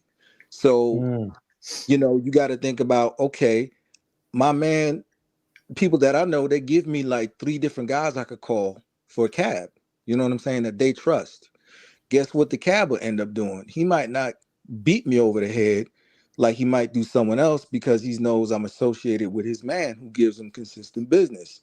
Me and you know the guy at Hotel Miami over there in Boca Grande. Might be able to work a deal out where, hey, you consistently get people over here. At a certain point, I'll give them a little bit of discount, 10-15%. You know what I'm saying? Back. That's a good point, because I see guys paying outrageous amounts of money in Poblado right now, and I'm like, man, I got guys, that I know personally, that I used to stay in their buildings. They would never knock me over the head like that, $1,400-1,500 a month. You know what I'm saying? Yeah. You know enough people right now, after you've been traveling so long, that you can start making these connections, start developing deals. And what it is people don't get the best deals when they come in. You can have it so that, look, you come in as an associate, then you move up to a member, and then there's an even higher level if you want to be like a business person here. Now we give you business connects. You know what I'm saying? That'll be the highest level if you really want to commute and do commerce, you know what I'm saying, in the country you're associated with. You know what I mean? or make a Yeah, man. long-term Because investment. I would love for us to invest in a building or some shit. Like we got to, like when I see these guys doing fundraisers and everything, that means to do what you do with your own community. But I'd be like, okay, we are giving community, bro. If we actually pooled our money together, you know what type of power? Because that's what everybody else does. You see what Hey, I'm man. saying? Like these guys got whole buildings. You know, in Pattaya, the Indians got their little section, the Russians got their little section. You know what I'm saying? It's like, damn, I would love for us to just focus on something small, build trust first. That was the whole purpose of me building the app, because I wanted to build trust amongst the community to show you guys that I'm not no scammer type dude. You know what I'm saying? That I'm a leverage the money the way I say I am, because that's what I do. Right? That's my gift. Yeah. You know, I always, if I say I'm gonna do something, I'm gonna do it. You know, I've always been good with finance and stuff like that. But just imagine if we all put in and start to build assets over time, right? If we Exactly. had like a company where people had equity within that company and we own several buildings around the world. That's what we should, that's at the high level. That's not for everybody, but I would say that's at the high level because other groups are already doing it. Let me just put it out there. You know, we just have a trust issue with us because you do got people like Jay Real Estate and Dr. Umar, who I gave money to both of them dudes and nothing happened. So that kind of builds distrust amongst us. But you do got some brothers out here that do want to invest and will get things done, because you need somebody that makes moves, man. You need somebody that's really going to get the shit done on your behalf. Yeah, and you're right. And what you do is sometimes you got to be your own spokesperson. Like you said, sometimes you feel like you don't want to say what you did good to make it not look a certain way. But in a way, right now in this world, you got to like point out things that you did positive, because people are going to be too quick to call you negative, especially when you black. You know what I'm saying? Mm-hmm. And then also point out the things that you actually did, so that you have a reference. Like people can't, if you got something up, you got visuals. It's like when me and the boys was gambling, you can't bet, you know what I'm saying? You can't bet without really having the funds. So you got to show visuals. So you got to show and prove, you know what I'm saying? Another, talking point from our community. And if you do that enough, then people can't knock you. You know what I'm saying? Mm-hmm. That's a good point.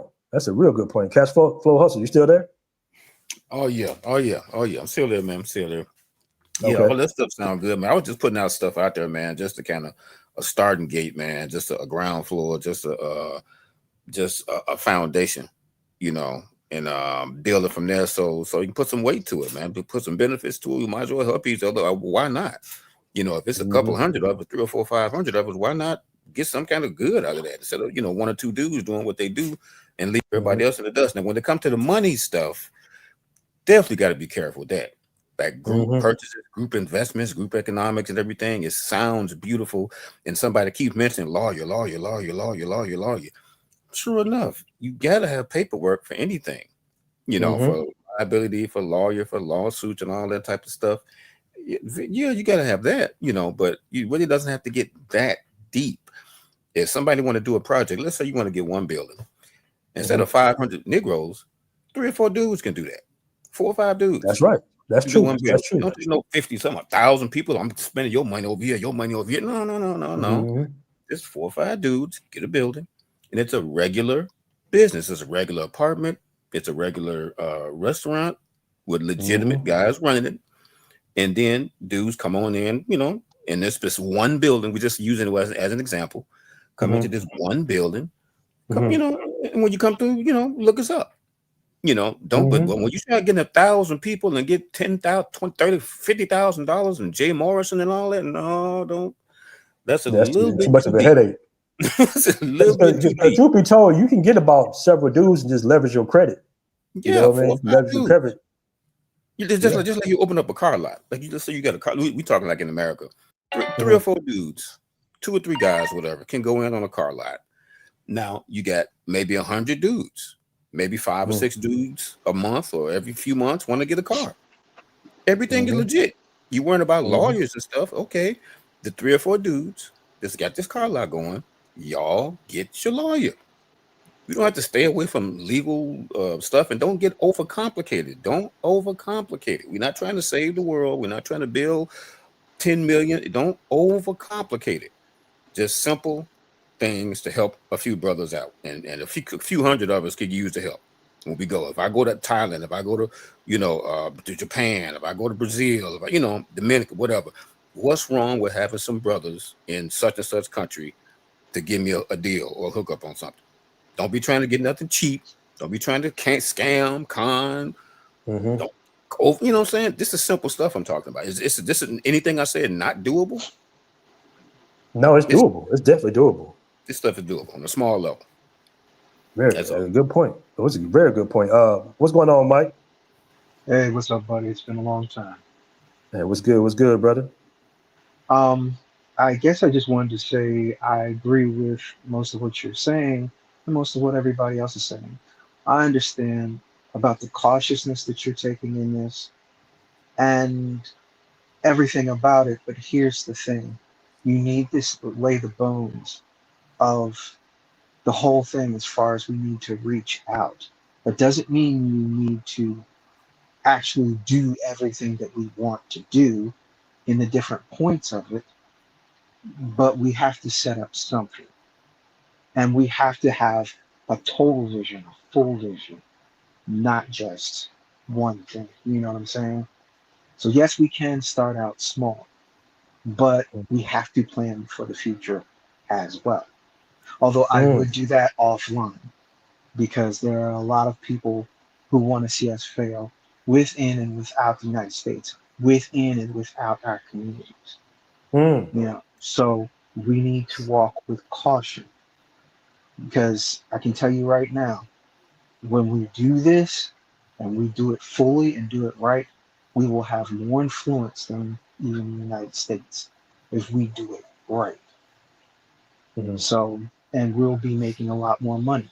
Say that one more time. I can barely. Can y'all hear him, chat? Because I can barely hear. I don't know if it's my. It's me. I apologize. I was just saying that we could make more money and have more power outside the United States than we would have inside of it, because people do trust us on a lot of things. We just. Okay, hold on. I don't mean to interrupt you, but you said we can have more power outside the United States than we do inside the United States. That's what you said. Yes. Okay. As far as making businesses and working with other people and intertrust between us. Just the simple fact that we trust each other and we're in the middle of other communities and they trust us is a bridge in and of itself. But I don't want to discuss more of it right now. I'm just saying, in the long run, it's a good idea, but we have to lay out the bones to that system so that when the time comes, we are ready for it. Regardless, we have to set up for it eventually.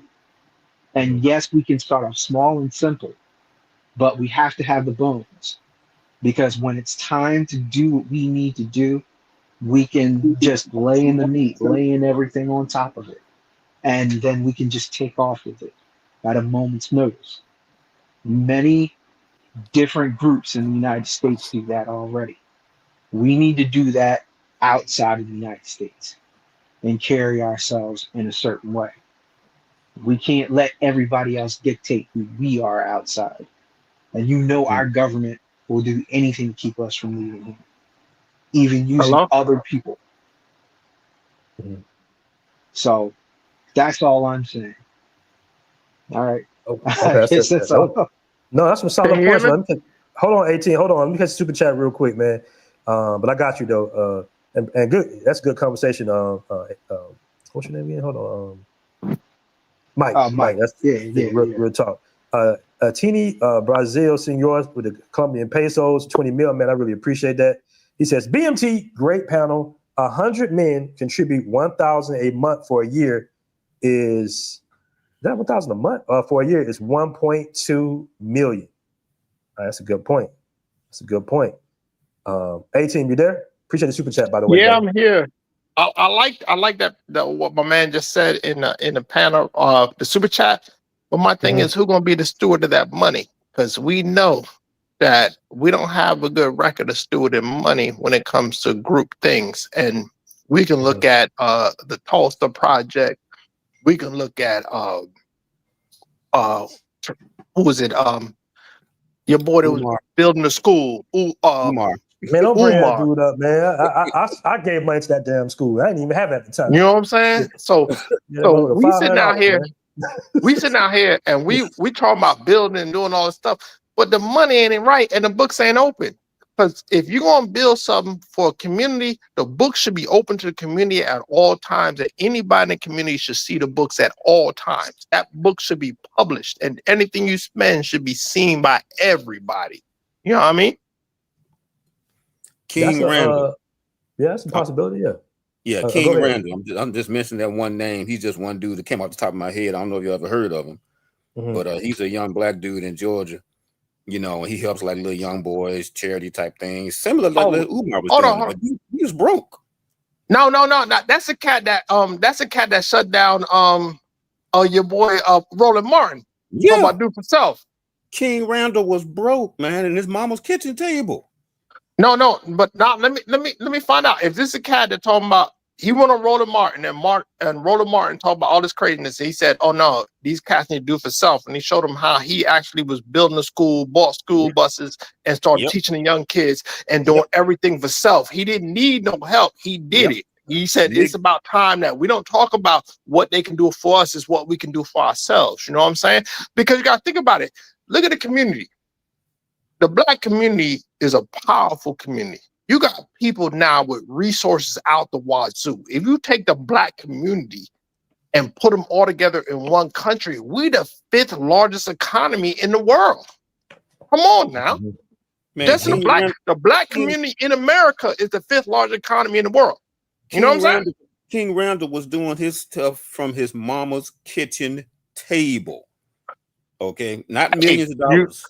You got to get started somewhere. You got to get started somewhere. And was legit with it. He was all the way. You could see and do everything. Whatever you want to see, it was wide open. Because the truth gonna set you free. So when you do stuff and you present it to the people, like this is where your money going. You ain't got no smoke and mirrors. You ain't got no NGOs. You ain't got no nonprofits. You ain't got all that stuff that's sucking money and paying people $400,000 a year to do something that take a 3-year-old to do. Like you know what I'm saying? Real is real. Everybody ain't trying to scam. No, I'm not saying everybody's trying to scam, but there's so many scams.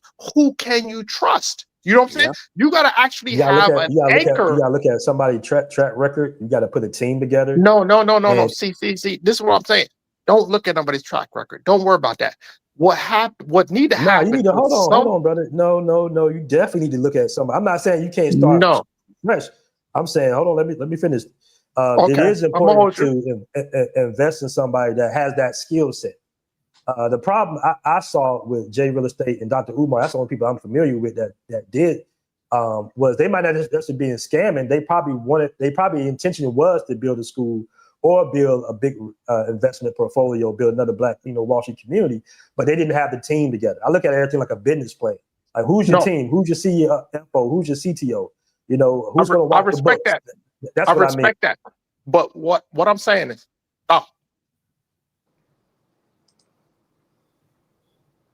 I lost you. I didn't meet you, brother. I lost you. I lost you. I lost you for a second too. So I was being quiet because I lost you for a minute, my dog. My bad. My bad.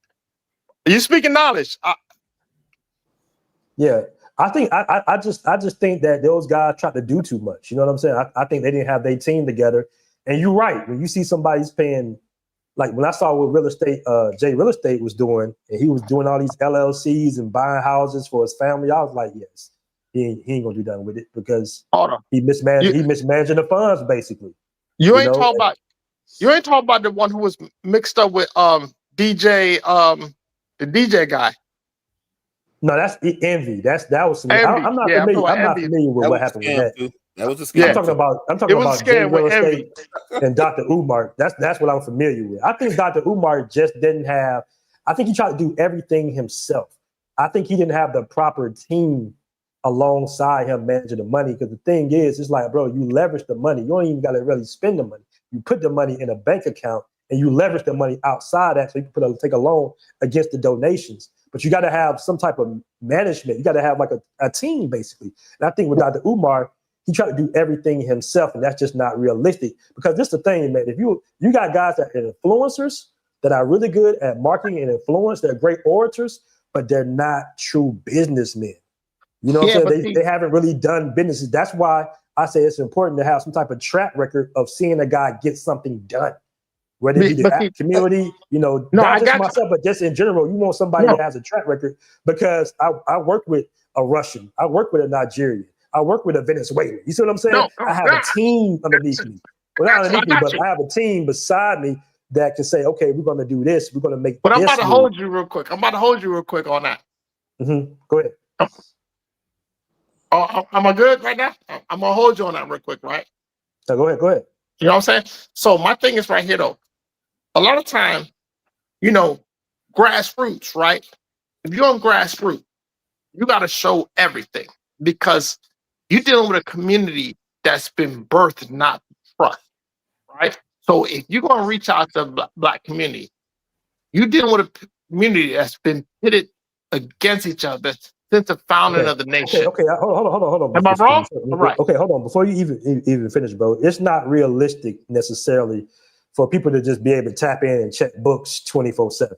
You can have like what they do is like what board members have statements and they come out quarterly, right? That's more realistic. But because there ain't no CFO and accountant going to be trying to get people to access numbers 24/7. Your accountant will quit on you. It's just not realistic. No, I know. I see what you're saying. Maybe like on some crypto level type shit. Yeah. No, type of situation. But for somebody just to be like, hey man, where that $1,000 went to yesterday? Real talk. Your CPA quit on you in 10 minutes. Hold on. Let's talk about this right here though. Hold on. If I can push news out here to the masses, right? Kirk, whoever got shot, someone got killed, whatever happened, I can push that in 5 minutes, right? Give me an example of where you ever seen that before. No, hold on. Give me an example of what you ever seen. No, I got you. You'll see quarterly reports because that's realistic. But give me an example. Can I tap into Apple right now, which I have for stock in, and get their raw numbers 24/7? Okay, my thing is right here though. You can tap into the stock market and see what's going on with the stock market real time. That's a different situation. You're talking about checks and balances. That's different.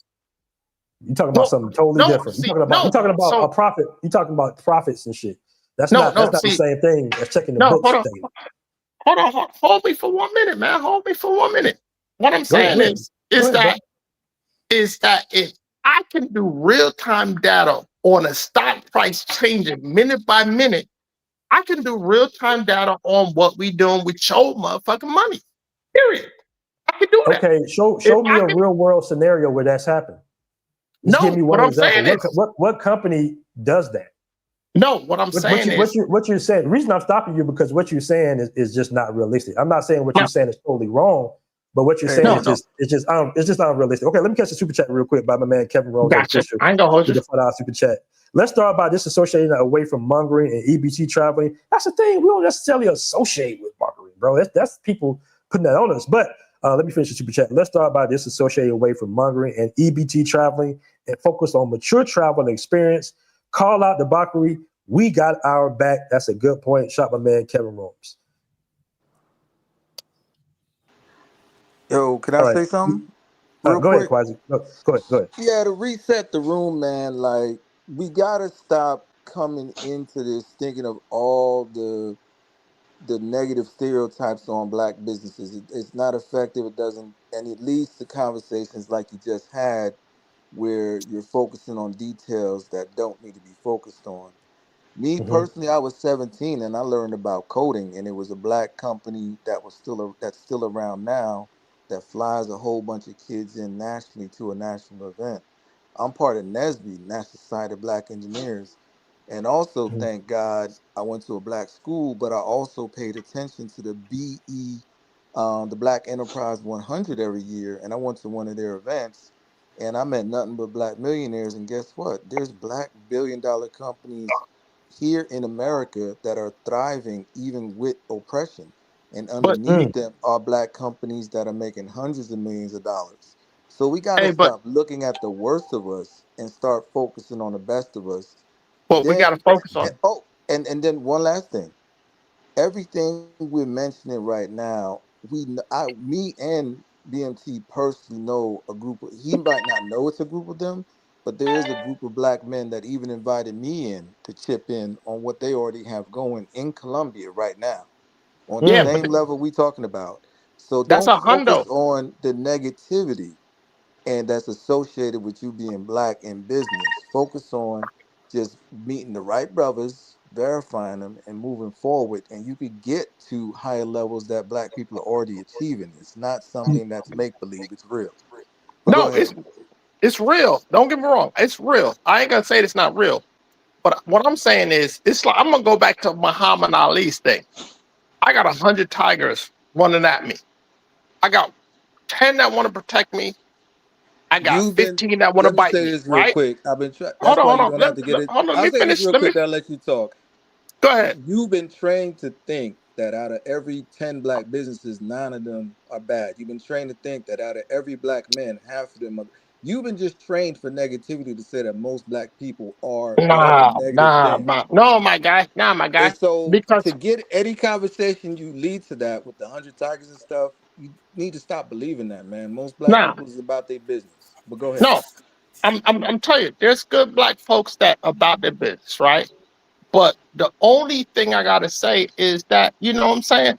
When it comes to my personal experience, I never got shaded. I got shaded by a bunch of black business that I put into, I spent money on, I gave them the money, all this good stuff, and then problems arise. There was issues. They were like, "Oh, family this, family that," and pretty much I got scammed. You know what I'm saying? And it is what it is. You know what I'm saying? Let But me say why that means nothing to me because I grew up in Canada and 9 out of 10 white people were racist to me. For whatever reason, even as a young kid, I knew not that's to in take that Canada, literally. man. That's Nah, in they're going. Canada. The That's in point is, no Canada. matter your experience, But you in I'm Canada. 46. Let me say another example. I'm But you in 46. Canada. Let me finish Hold my on, hold on, example. 18. I'm Yo, 18, bro. 46. I'm that's gotta stop. Well, 46. I'm Dude, talking worldwide. 46. dude, I'm just gonna talk Canada's over right you. next door. I'm stop Canada right talking. next 46. door. I'm Stop 46. I'm gonna talking. talk over you. I'm 46, and I've been like done wrong by a lot of women. Guess what? I'm still gonna go out and date women. And in anyone's life, most women aren't gonna be your wife. That means that either you're gonna do them wrong or they're gonna do something wrong to you. You can't be pigeonholed. You can't be a prisoner of your experiences. And unfortunately, I keep hearing black people being pigeonholed and prisoners of their experiences. Move past that. Keep going. This is one short life. You can't be stuck by what you experience and think you're never going to experience something else. Some people have experienced horrible relationships. Some women been beaten up by men and they still got married later on. So just you got to move past that experience and move forward. Anything else he's talking about, you're just trying to paint black people in a negative light in this conversation. But go ahead. Yes. No. Don't think I'm trying to paint black folks in Sir, a negative light. sir, I'm going to tell you this because I'm old enough to do it. Before the 1970s, 1980s, there's a black business everywhere. And I saw them. This country destroyed it from the inside. And I'm just going to stop there for explaining it. It has to do with people's mentality and their structure, and it needs to be redone. And that is what I'm talking about doing. And And that is why integrity. you do need an integrity. And we need to go back and do background checks. Yes, Sir. we need to teach people I am talking. That's another thing we need to fix in our society and in our community. When we are talking, let that person finish. I am telling you, we need to restructure and do it. Other people in other communities are waiting for us to do it. They're literally waiting for it and ready to work with us. But if all you're going to do is sit there and cower because this country has put you in a certain way, they're going to try to put you right back in them fields and have a good reason for it. That what you want? I'm not going to live like that. I want to set up AI centers. I want to set up test centers and all sorts of stuff. I'm not going to sit here and wait for them to see the good in me. I got to go places to make things happen. And we got to organize to do that. Mike, you So, talking to me? yeah, to everybody, We Okay. need to No, you're move. speaking facts right now. We need to move on it. And just coming up with, we can't do it, we can't do this. I don't want to hear that. In fact, I'm going to be blunt. I don't want to hear that shit from our community at all. From here on out, it's over. Yeah, yeah. I We're just we're going to do it, and we're going to do it right, and we're going to structure it properly. We're not going to play games because one way or other, we're either going to do it here and together, or we're going to do it overseas when we're already out there and in the middle of the ocean swimming with sharks. mhm. So Yeah. we need to get on it and do it. We couldn't do it before because they tried to group us together and make us into monsters. And now that we've proven who we are separately and we've proven who they are, now we can do it. I said an NGO because eventually we have to do that. And that requires representative people to represent us, a group of people in a community, just like this democracy. You think that people in the United States and these white people trust each other? I've been around them. I've been raised around them. No, they did not trust each other. That dude in Canada can tell you the same thing. They didn't trust each other. By no means. They don't tell you that history. They don't even trust each other now to a certain extent. There's people they absolutely don't even trust, but they're working with. And Right. that's what I'm talking about. There's ways that we have to come together. We have to go back in the books and look at it. Sometimes we got to pick up pieces from other communities and put it together and see how they made mistakes and work it out. But we have to do it fast. Luckily for you, we have AI to help out a little bit, to sort it out a little. But you know, if we're gonna Facts. sit here, if we're gonna sit here and complain about or whine about the past, I'm sorry, I don't have time for that. If you can see this country right now, they just finished murdering their own dude and trying to start shit. We don't have that Yeah, that type was of crazy. time. That was crazy. We do not have time to argue. They already tried to fake murder the president last year. We don't have time for this bullshit. Maybe you do. Maybe all of y'all do. But our people don't. And our individual community doesn't. So I'm not, no. You need to work on it now. And that's not a debate. That's not an ask. Now. So That's a good point. BMT, thank you for doing it. And yes, we do need to organize. And yes, we need to set up the bones for it. Yes, we will have many people, not just one person. That's the problem with y'all doing that. We need multiple people, not 3 people, not 4 people. We have 7 people in the Supreme Court. We have 800 people, no, 400 people in Congress. We have 50 people in the Senate. I mean, not 50, 100 people in the Senate. Why are you wasting time when you know what you have to do to make it work? Mhm. You are listening to other people confuse you into thinking you can't do something you are already doing. And mind you, we are already doing it in roundabout ways. Mhm. Stop it. That's true. And That's we true. That's help, and mind you, we helped them create this. We didn't come, they weren't even thinking about doing what they did here before they brought us here. We helped them create it. That's the only reason it's still alive. So, and that's why all this mess is going on here because all of us have been starting to move out. You need to set it up. You need to get out now. yeah. That's a good point. That's a Hey, big dog, you in great the point. United Somebody, States or not? hold I on, am hold in the on. United States. Hey Tim, hold on. I got you. Hold on. Let me catch the sponsor of the day. Shout out to PB Army. He's the sponsor of the day with a $50 super chat, man. I really appreciate that. He says, if you want your service to appeal to productive black man, you need to provide a high quality service. I agree. Men do things for purpose and gratitude. If your product is vetted, women, then you will attract productive black men. Okay, I'm trying to figure that last part out. If your product is vetted, women, then you attract productive black men. Okay, maybe you could clarify that a little bit more, man. But I appreciate the sponsorship of the show. No, I I really understand appreciate what that. he's trying. I understand what he's trying to say. He's trying to say that we can attract the women, then we can attract those productive men too. And the problem with that is that Oh, okay, they've been okay. doing a lot of window dressing. And I'm like, You haven't been helping the intelligent people get in and do stuff. You've been hyping up all the people.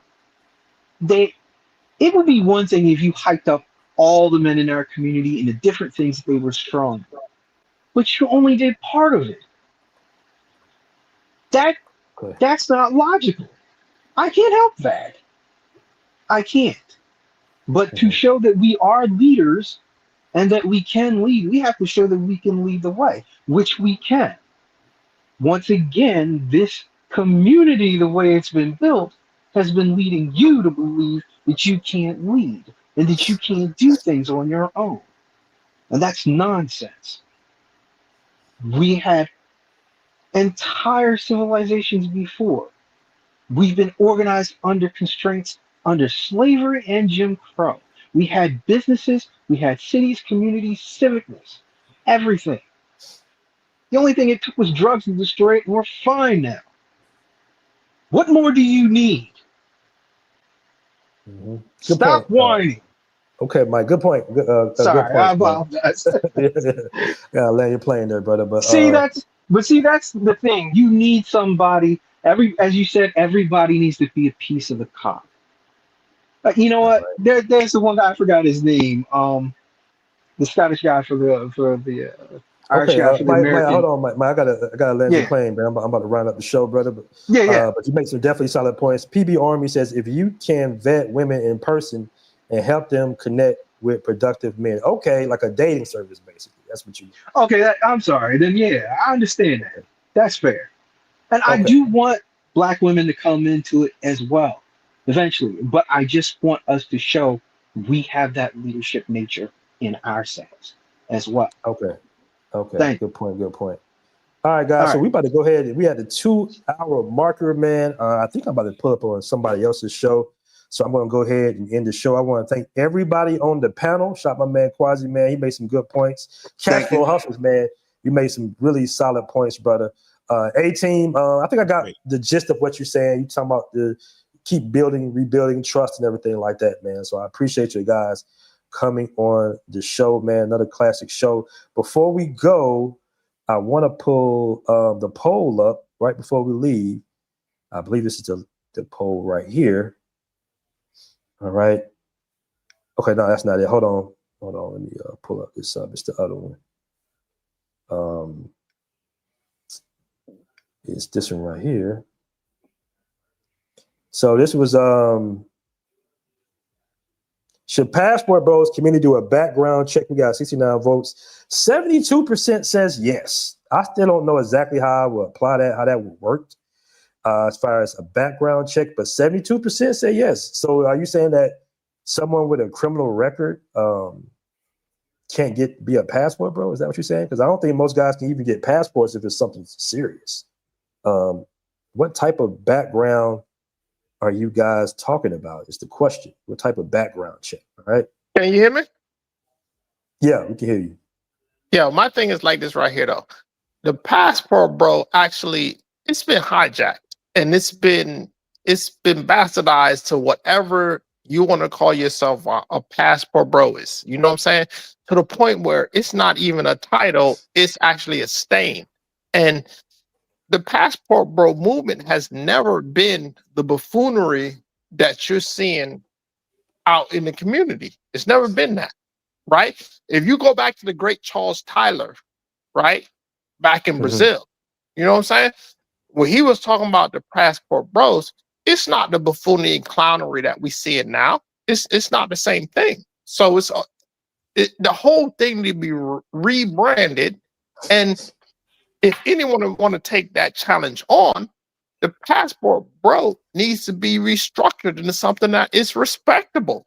Because I mean, what can you hijacked. what can you really do about content creators that are comfortable with guys traveling overseas, making disparaging videos about it? Like, what can you really do? We gotta do cease and desist letters to every person that disses the passport bros. No, I can't. Right? I can't say that because that's kind of like anybody who gets online. That's where it's. And as far as the other guys that's doing it, I haven't necessarily seen Worldstar put a demeaning framing on the passport bros. They're just putting that on it for clicks and views. So we're a victim of the popularity of that term, really. Hey, so one thing is like this. I got you. Hold on. I think Let that's me say something. Quasi. Let me say something. When people build Uh, infrastructure behind the name about the Passport Bros, and it's part of their infrastructure and it's part of their business plan, and then you got people coming in muddying it up, you have no control over that. You know what I'm saying? Okay. All right. Shout out to the data_CPA with $10 super chat. He says, don't want waste your time trying to build with ninjas. We cooked as a culture. I was surprised it's coming from you, data CPA. Focus on building something with the people you meet in your new community abroad. Only a few brothers is real. You make a good point. I'm not going to say, I mean, it do be some janky shit going on. I'm not going to say that. Hey, BMT, just curious. You got a trademark, man? Did you get trademarked that name, Passport Bros? Yeah. We got the trademark. Yeah. Okay. Well, at least you got something on that. I mean, you can't stop nobody from talking crazy unless it's slander. Now, if it's legal slander, that's one thing. But if they want to talk crazy. I mean, technically, it is slander when you try to put certain narratives on it. You definitely have a case. That definitely would be a case. It's just that's if it's trademark. That shit is so time draining, bro. Like slander is legal. I mean, it's illegal. I mean, actionable. Yeah. But it's roasting somebody. They call you big head, or you too black, or you nappy head. Nobody care. That's freedom of speech or whatever. Opinions. Yeah. The lines have been so blurred with that lately. Ever since Cardi B's case with that influencer, I forgot her name, Tasha K or some shit like that. Like, she was basically kind of roasting her, and she might have said one thing. All you need is one thing that's not true or a stretch of the truth, and a good lawyer can really expose that. You know what I'm saying? So it can go either way. But guys, I gotta get up out of here. I actually gotta hop on another show. So I appreciate everybody. I appreciate all the love from the super chats, guys. We out. And somebody did make a comment, say Jay Rello type backgrounds. That is a good point. Yeah, that is a good point. But he doesn't consider himself a passport, bro. All right. So we out of here, man. Peace. Peace. Till next time.